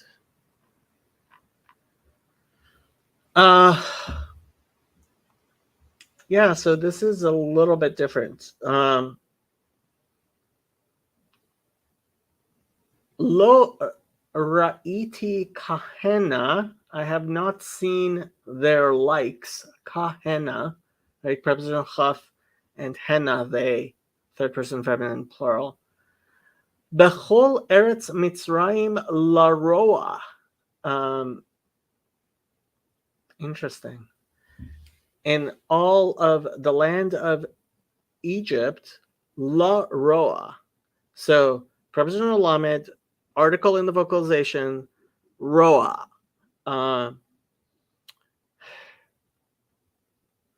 You could translate it evil. Ugliness makes sense though. Yeah. Because it's ra'ot, la roa. In their ugliness, I guess. Okay, verse 20. And the gaunt and ugly cows ate up the first 7, the fat cows. The lean, ugly cows ate up the 7 fat cows that came up first. And the meager and ugly cows devoured the first 7 healthy cows. Vetochalna haparot harakot veharaot et sheva haparot harishonot habriot. Interesting. So, and they consumed rakot, again, so from rake, and ra'ot, ugly or evil. Et sheva haparot harishonot, the first, right? The first 7 cows, right? Rishon means first, from rosh, head. Habriot, the healthy ones. I would translate it just because that it would help me translate it back. Okay, 21. When they had eaten them up, no one would have known that they had eaten them, for they were just as ugly as the beginning, so I awoke.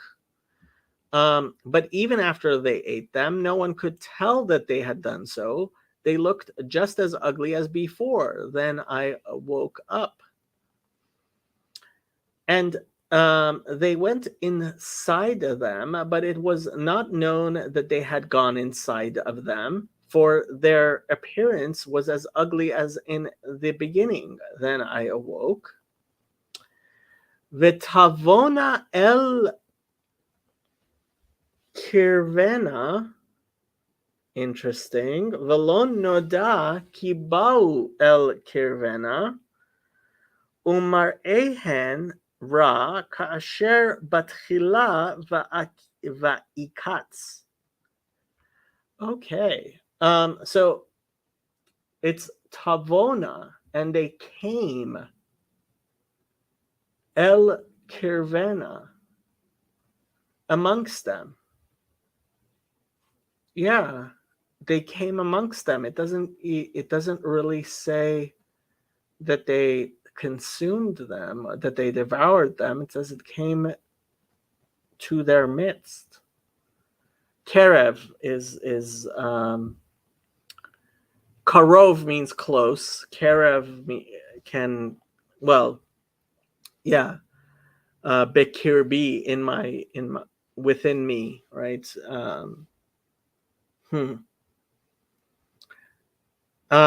Velonoda, and it was not known. That's the nifal, to know, right? The passive. Kivau el kirvena, that they came to amongst them, to be amongst them. Preposition of the Aleph. Umar ehen ra, and now we're back to mar'eh, right? And their sight was ugly or bad. Ka'asher batchila, just as the beginning, like as it was in the beginning.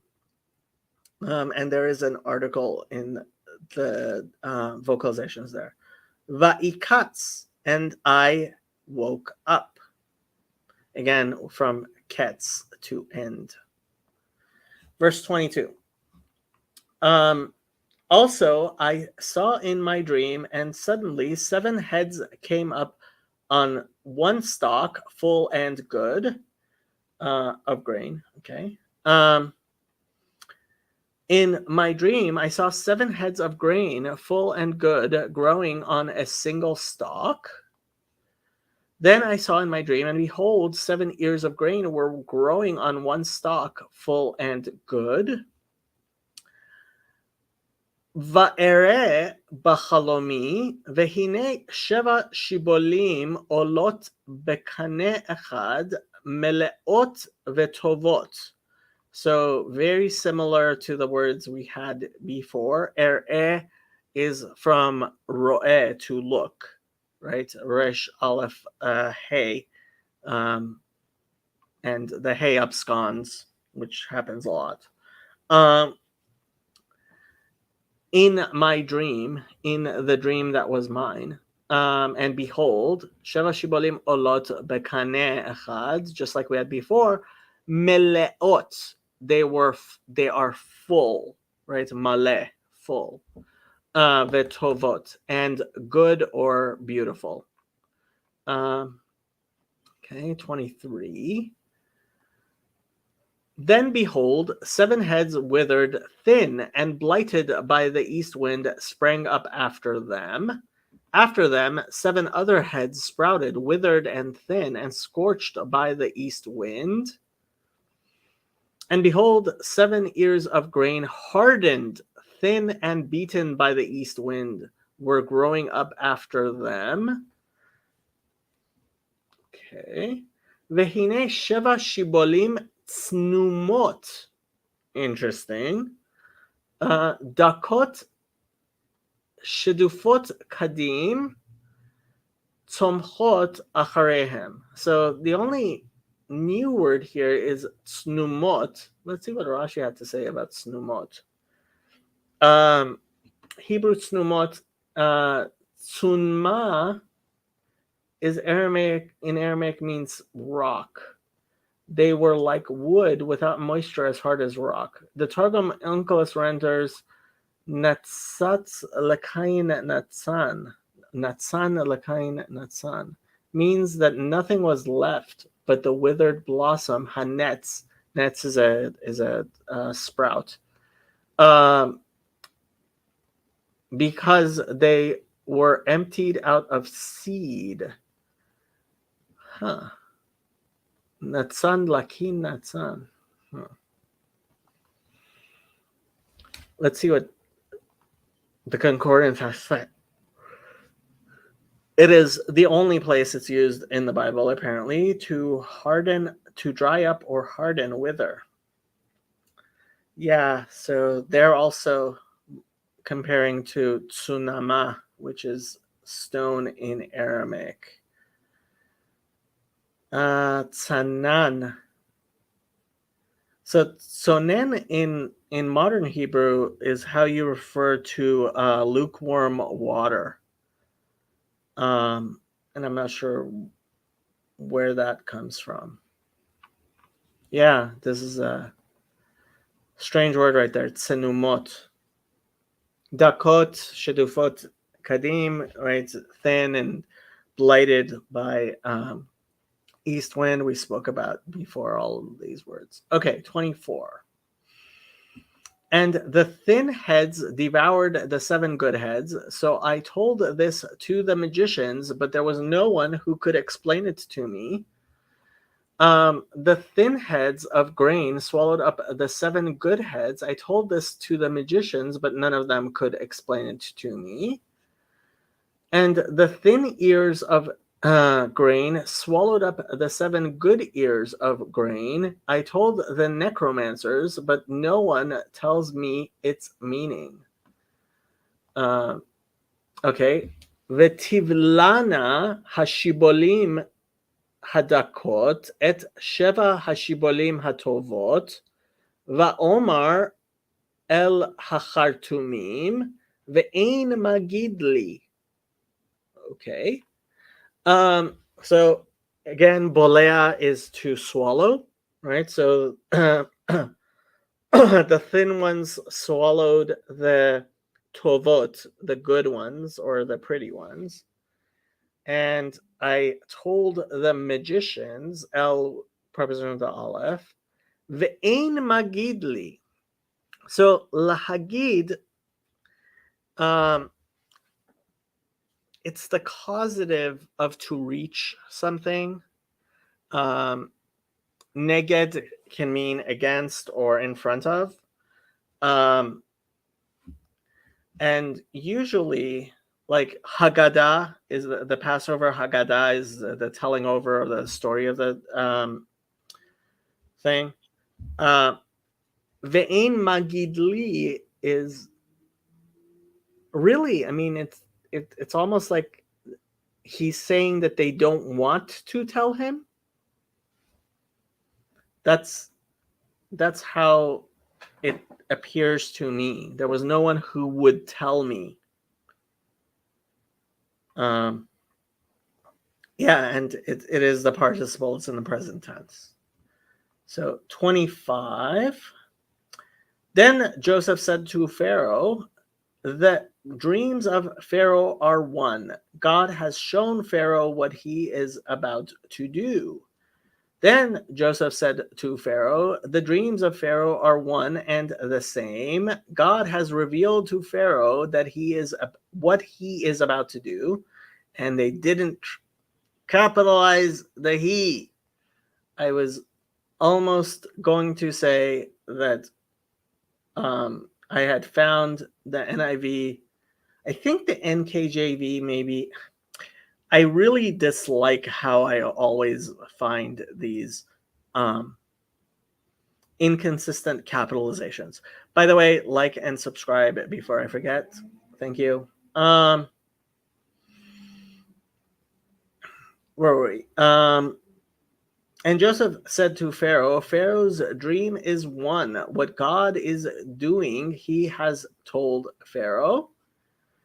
Vayomer Yosef el Paro, Chalom Paro echad hu, et asher ha'Elohim oseh higid leFaro.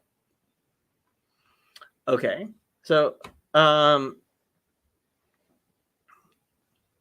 Joseph said El, preposition of the Aleph, Paro, Chalom Paro echad hu. So the preposition, the pronoun who is being used here as a stand-in for the present tense of the verb to be. So he's saying that Pharaoh's dream is one, right? It's the same thing, right? Echad hu. Et asher ha'Elokim oseh, and the way you know that it's talking about the God of Israel is it will be in the plural, but the verb is in the singular, and that's what's going on here, right? Um, and it's actually in the present tense. So God is saying what he is doing. Higid le paro, has been told or shown. So again, this is exactly like Pharaoh said, Ein magid li, right? There's nobody to tell me, right? But God has higid le Pharaoh, right? He told Pharaoh. Okay.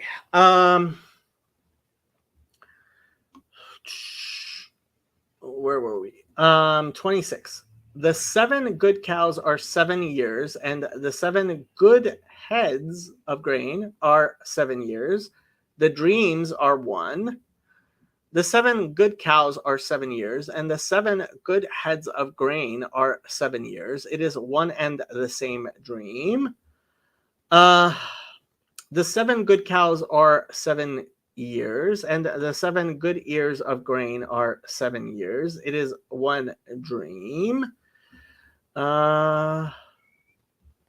Let's just read the Rashis. All of them are only a single period of 7. The reason the dream was repeated twice in that manner is that the matter is ready, as he explained to him at the end. And concerning the repetition twice, that is right. So in verse 32, it explains why.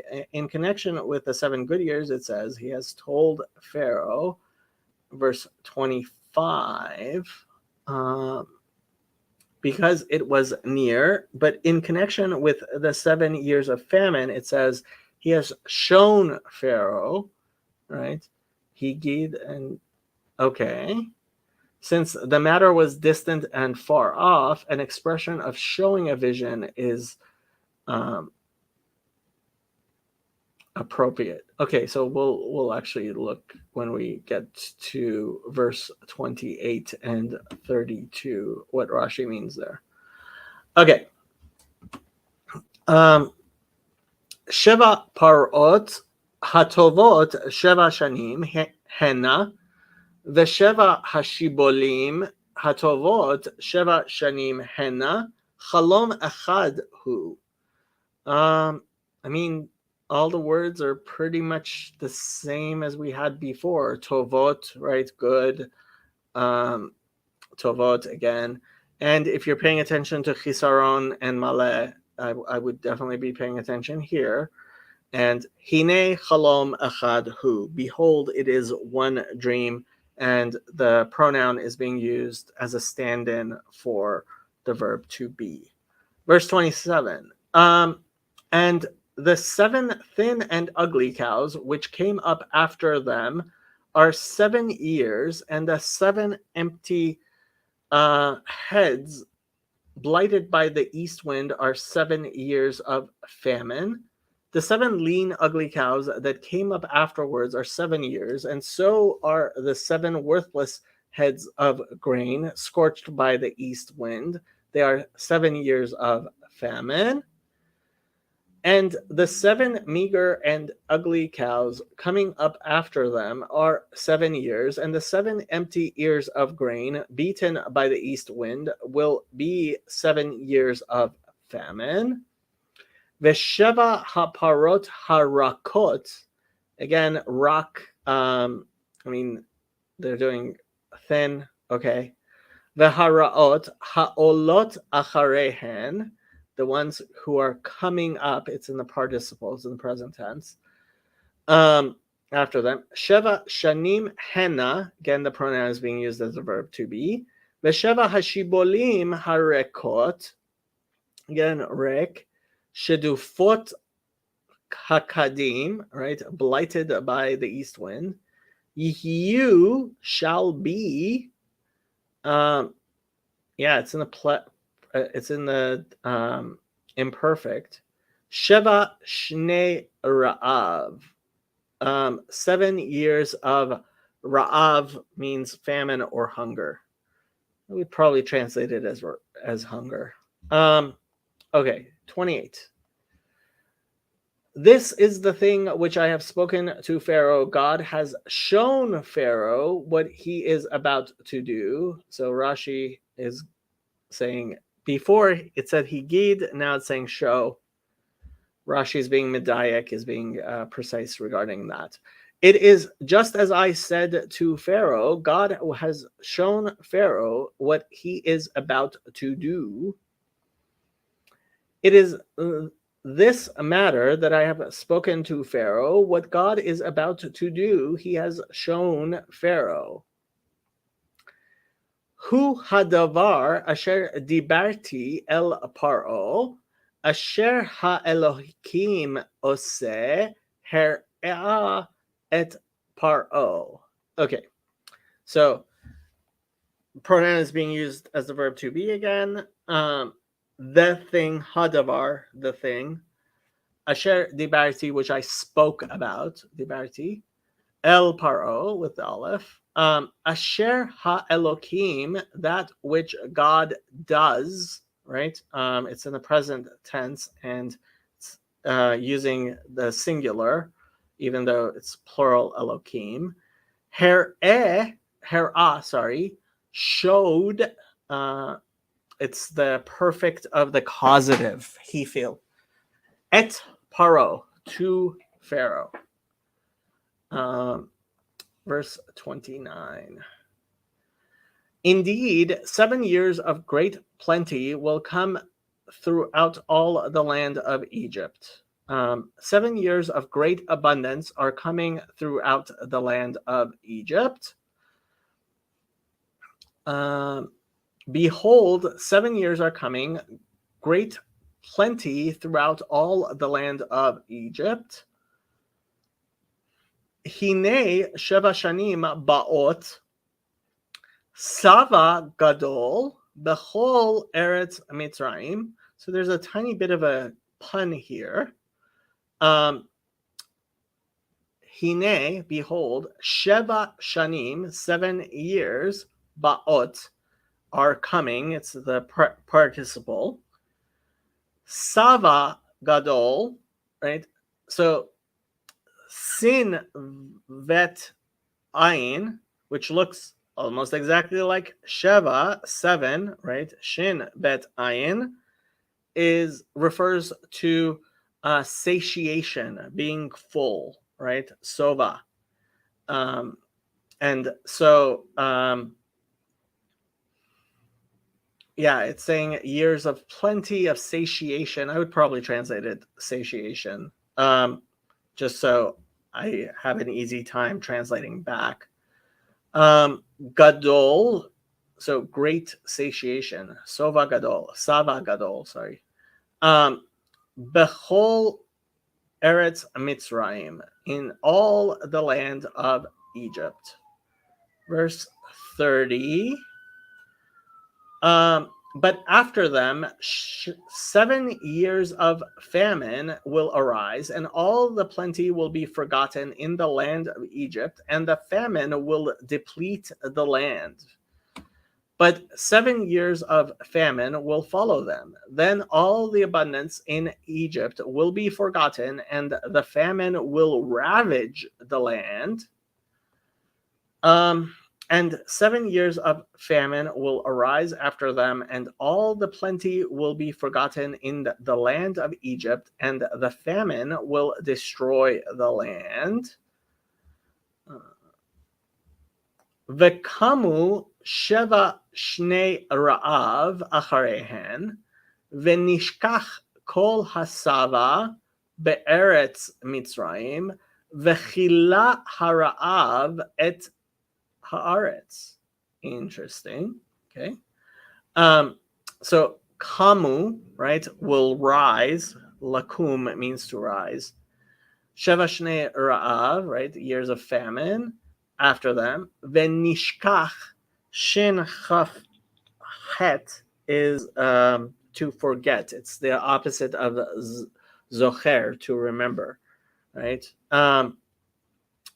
Kol hatsava, all the satiation, be'eretz Mitzrayim, in the land of Egypt. Vechila hara'av.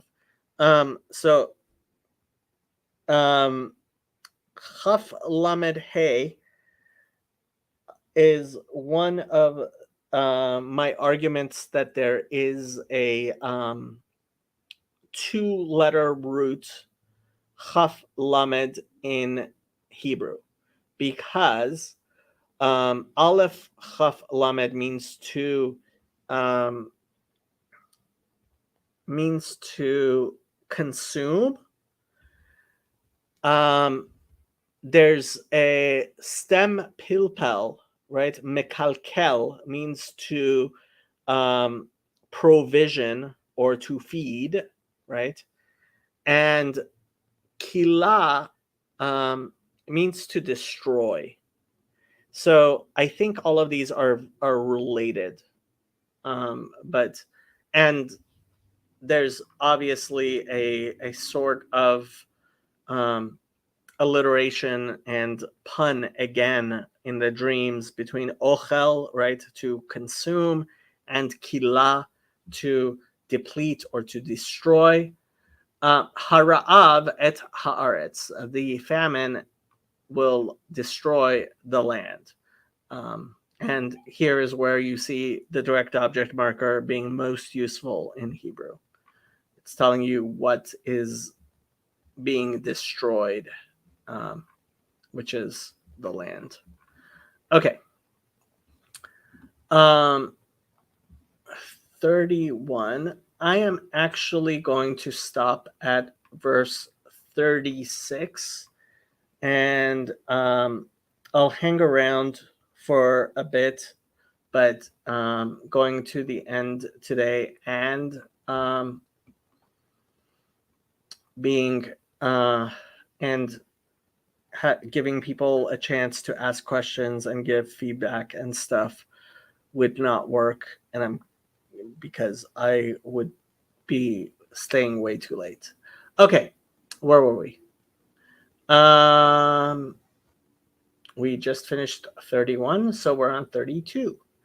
And the dream was repeated to Pharaoh twice, because the thing is established by God, and God will shortly bring it to pass. So that's what Rashi was explaining.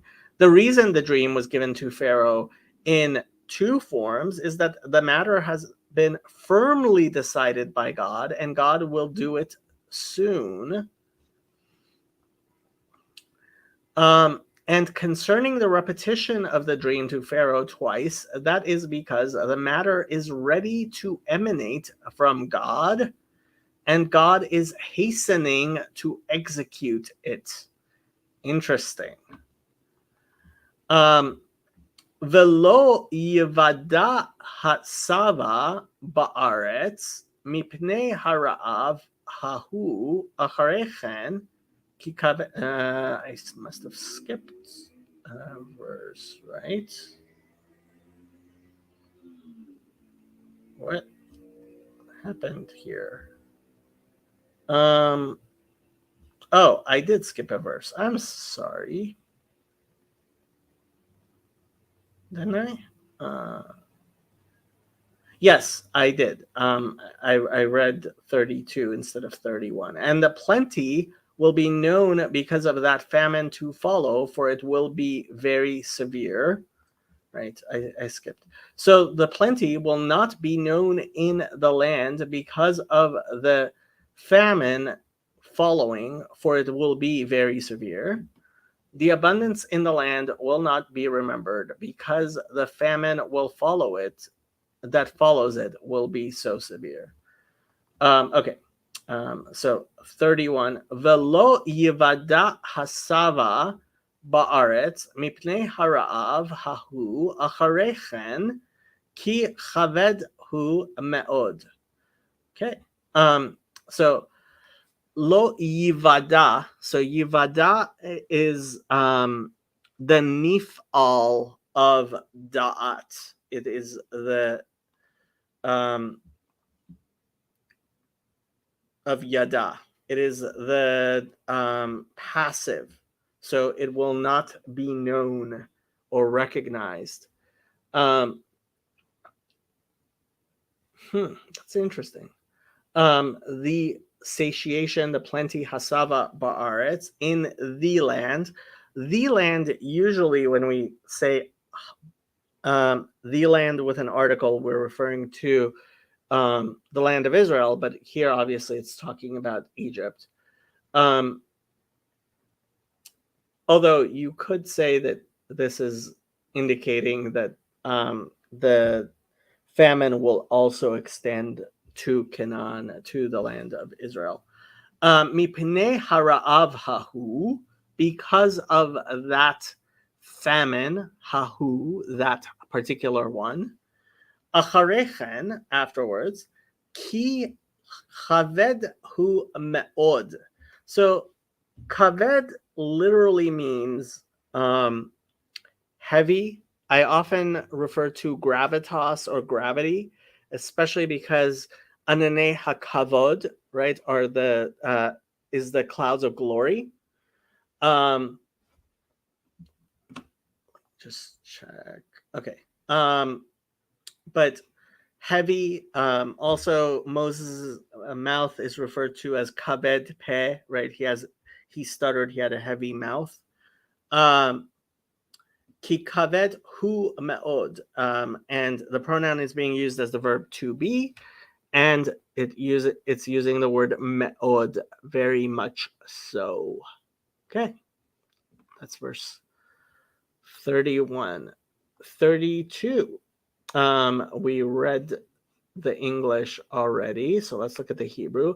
Ve'al hishanot hachalom el paro pa'amayim ki nachon hadavar me'im ha'elokim umemaher ha'elokim la'asoto. Okay, so this is an interesting way of putting this. And regarding va'al, preposition of the ayin, hishanot. So this is the infinitive of the nifal, of the passive of shonen, to repeat.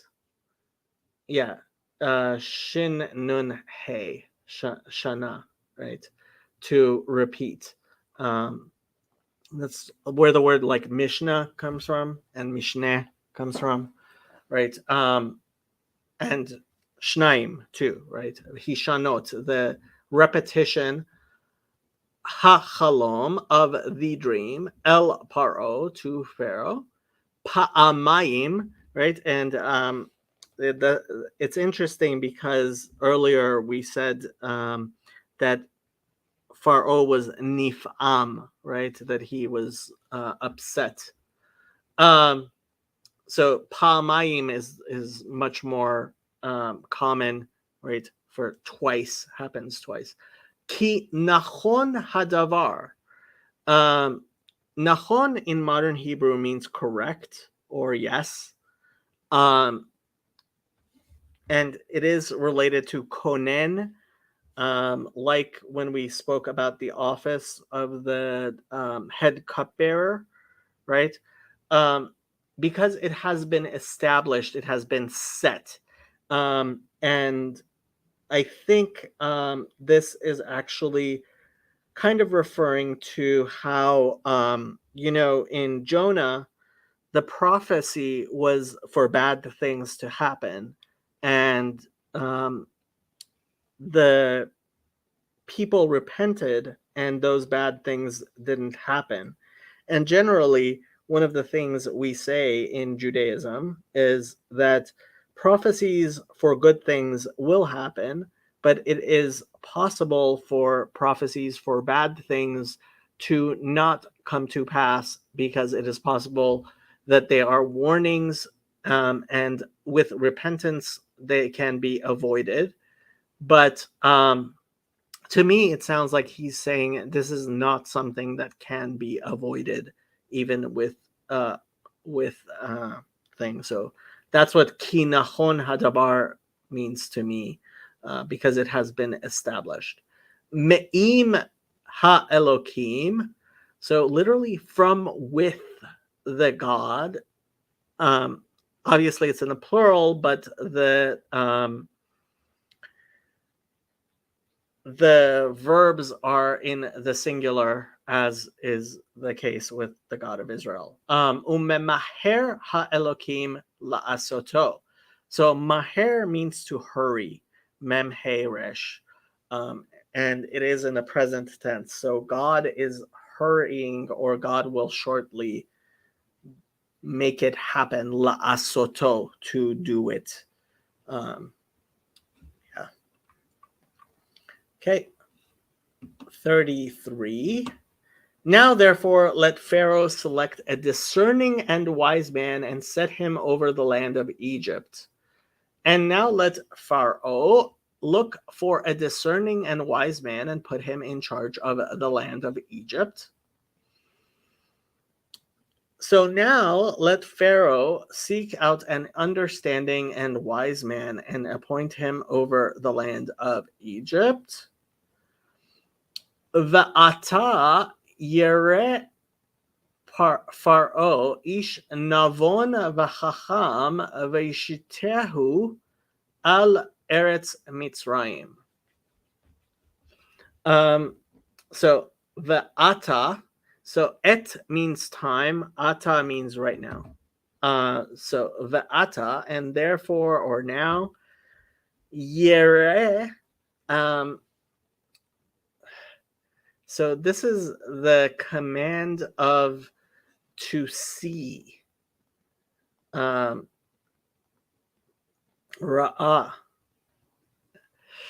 Really, it's saying let him see to, right? To provide for, make happen.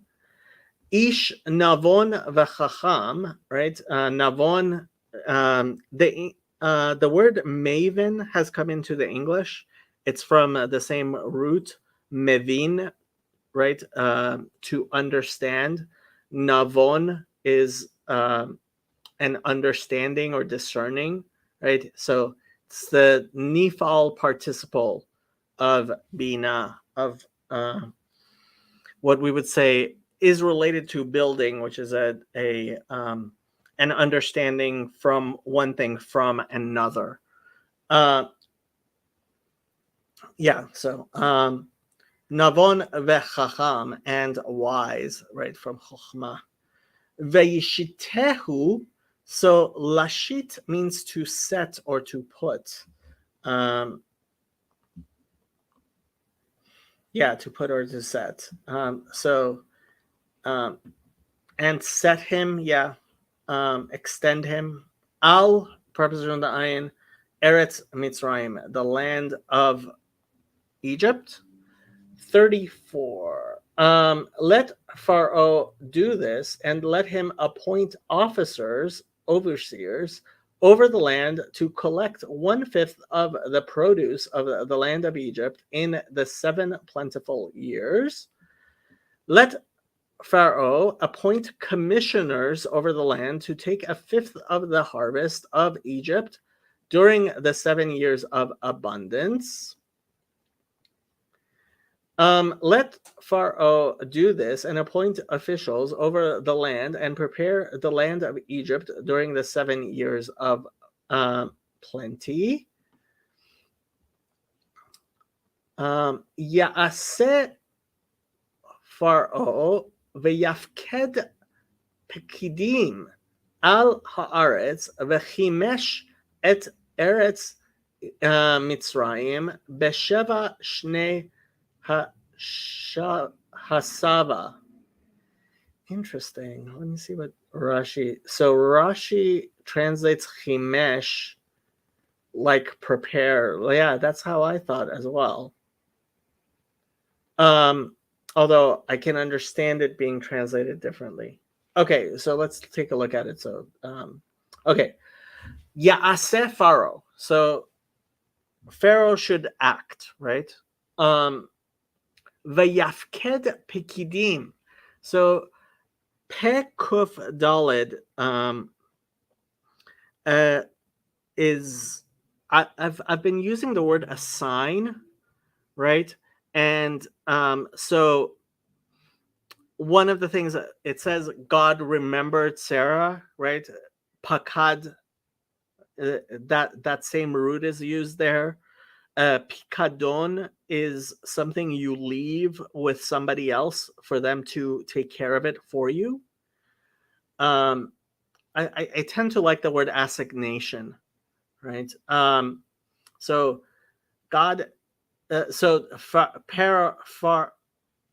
Pharaoh should assign officers, I guess. Is there a better word for officers than officers for that? Pikidim? Commissioners? Yeah, I like commissioners. That's what I liked. Yeah, commissioners. Let's see what they have for Pikidim. Actually, sergeant, deputy overseer, they have. Sergeant in modern Hebrew is a Pikid, I believe. I'm pretty sure. Or maybe officers. I'm not really good. You can ask somebody who's been in, who knows modern Hebrew better than I. Al haaretz, upon the land, preposition the ayin. Vechimesh. So, you could say it's a fifth, right? So chamesh means 5. Chimesh can mean to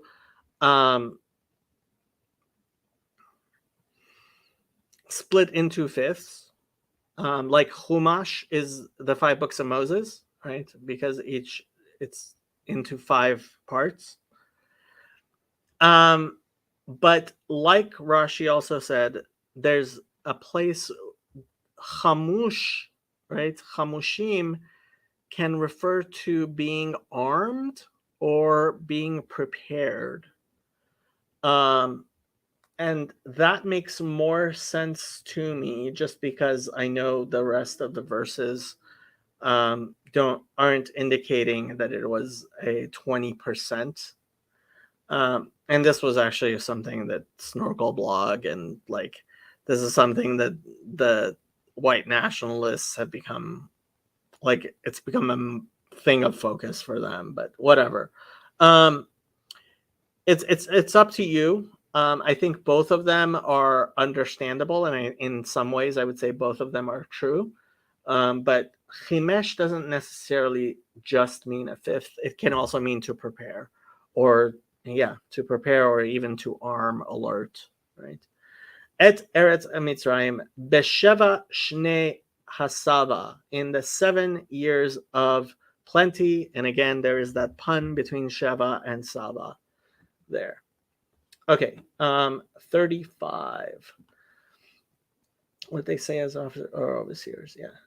And let them gather all the food of those good years that are coming, and store up grain under the authority, literally hand of Pharaoh, and let them keep food in the cities. They should collect all the food of these good years that are coming and store up the grain under the authority of Pharaoh to be kept in the cities for food. And that was another thing, like whether it was all the food or 20% or right, exactly what you mean there. And let them collect all the food of these coming years, and let them gather the grain under Pharaoh's hand, food in the cities, and keep it. I'm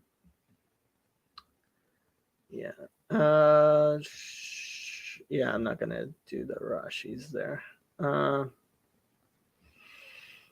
V'yikbetzu et kol ochel hashanim hatovot habaot ha'ele v'yitzbaru bar tachat yad paro ochel be'arim v'shamaru. Okay, so kibbutz, right? That means to gather. So like a kibbutz, right? A commune. Vayikbetzu, and should gather, right? And they should gather. Et kol ochel hashanim, all the food of the year. I mean, it's one construct chain. The article always goes on the last term of the construct chain.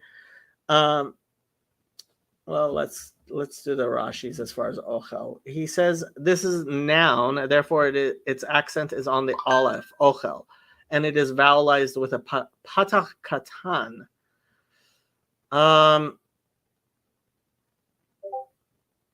Wow, he calls it a patach katan, which is a verb.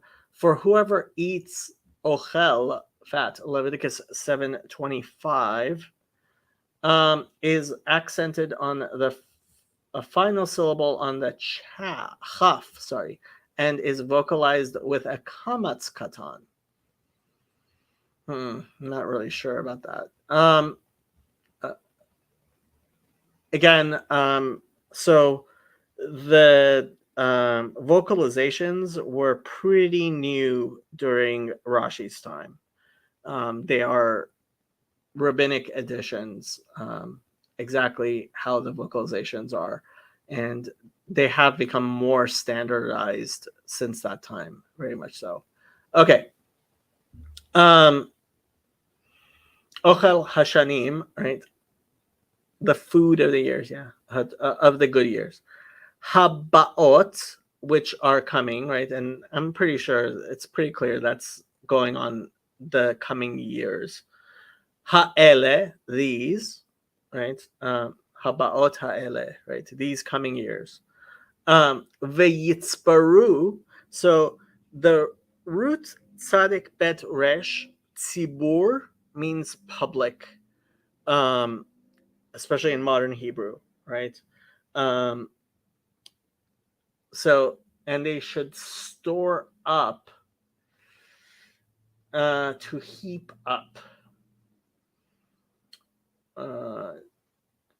Chatter or rave. Bind together in Arabic. Heap up, compare, to aggregate, gather. Yeah, in modern Hebrew, it's the tzibur. I mean, even in rabbinic Hebrew, right? A shliach tzibur is the head of the congregation, is the person who leads the prayers. Yeah, the tzibur it refers to the congregation. So to gather together. Veyitzbaru bar. Grain, corn. So yeah, I mean it's used many times that way. So barar means to winnow.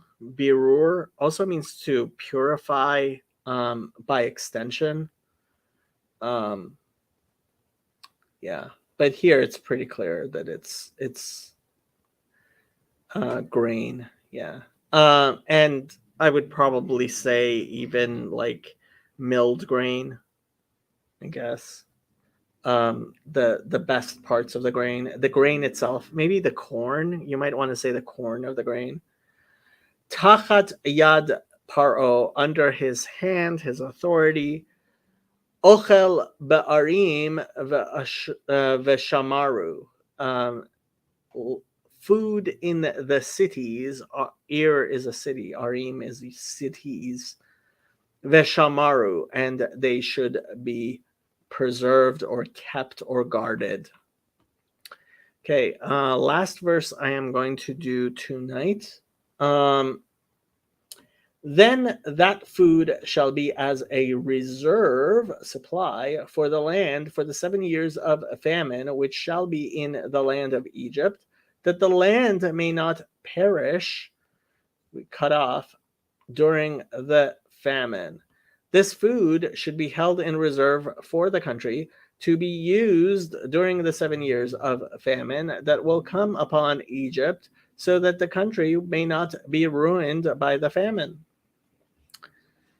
Thus, the food will remain as a reserve for the land of the 7 years of famine, which will be in the land of Egypt, so that the land will not be destroyed by the famine.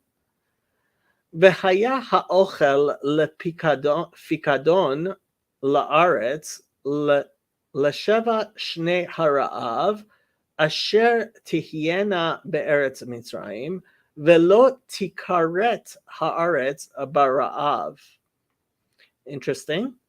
So, and the food shall be picadon, right? As a, I mean, I guess you could even say remembrance, but a reserve, yeah, reserve makes sense. Picadon, yeah, as something to be held on to, right? La'aretz, for the land, lesheva shnei harav, for the 7 years of famine, asher tihiena, which shall be, that's the feminine plural again, third person feminine plural, and that's because shana, year, is feminine. Be'eretz Mitzrayim, in the land of Egypt. Velo tikaret. So tikaret is the nifal, it's the passive of to cut. And it, so there is spiritual excision, which is called karet, and kritut brit, right, to cut a covenant or to make a covenant. But here, yeah, I mean, I understand translating it as perish. I would probably translate it as to be cut off, but yeah, however you want to translate that. Ba'ra'av, in the famine, and there is an article there in the vocalizations. Okay, I am going to hang around for another 20 minutes in case anybody has questions or suggestions, especially regarding my change in technological things that I am using. I am hoping that this is, in fact, better for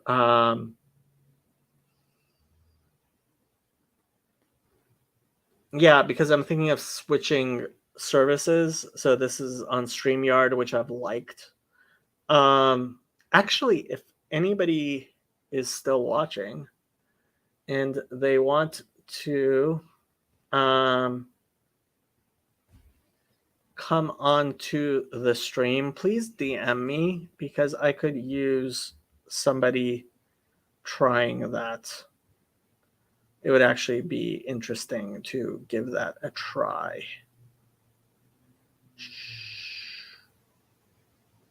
Yeah.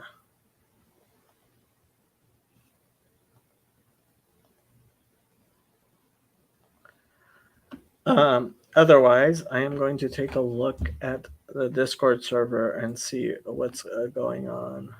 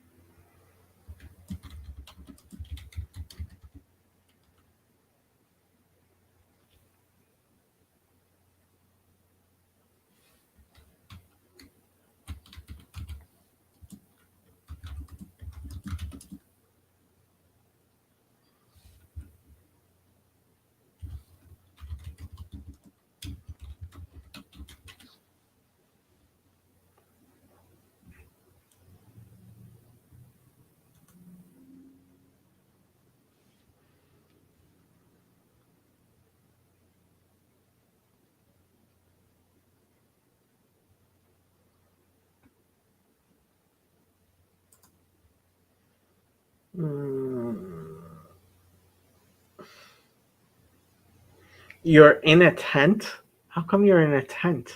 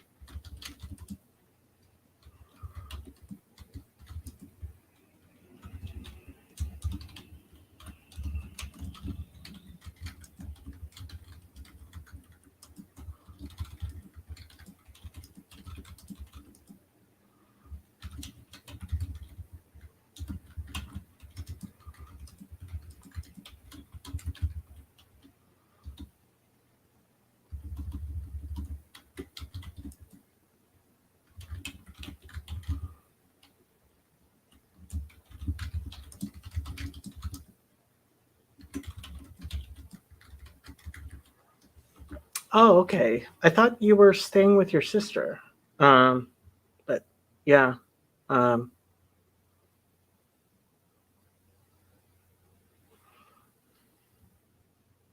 Interesting. Okay, so you guys are building.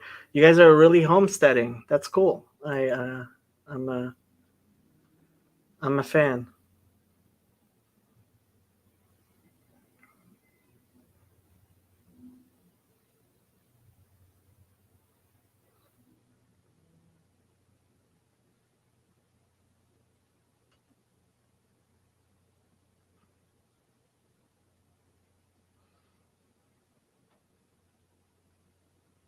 Oh, okay.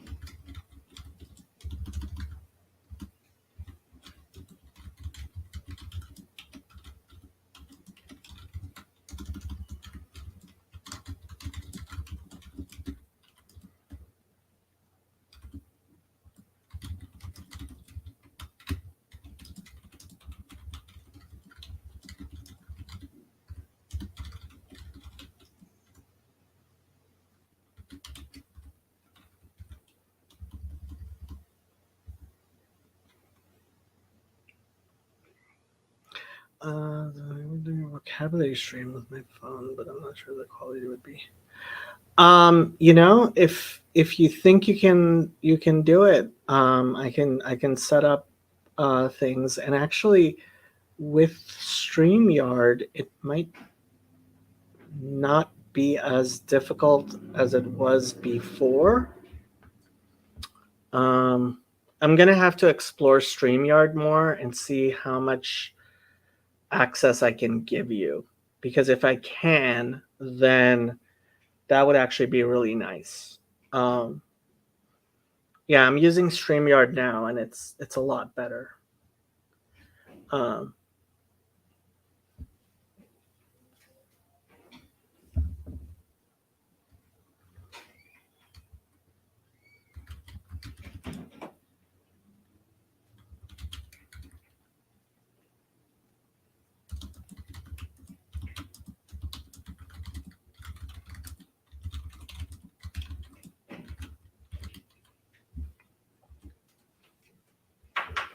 no, thank you.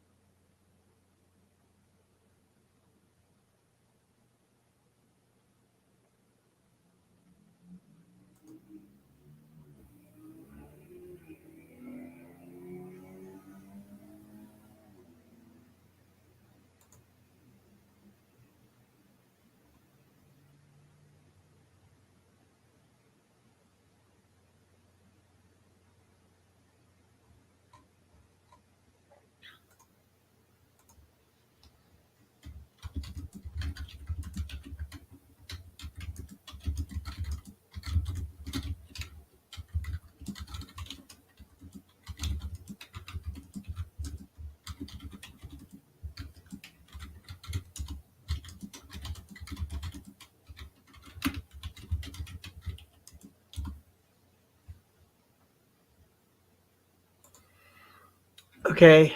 Oh, I forgot Safania 3:9. Ki azapoch el arim safabara likro chulam b'shem havaya le'ovdo shchem echad. For then I will restore to the peoples a pure language, that they may all call on the name of the Tetragrammaton to serve him with one accord. Good night,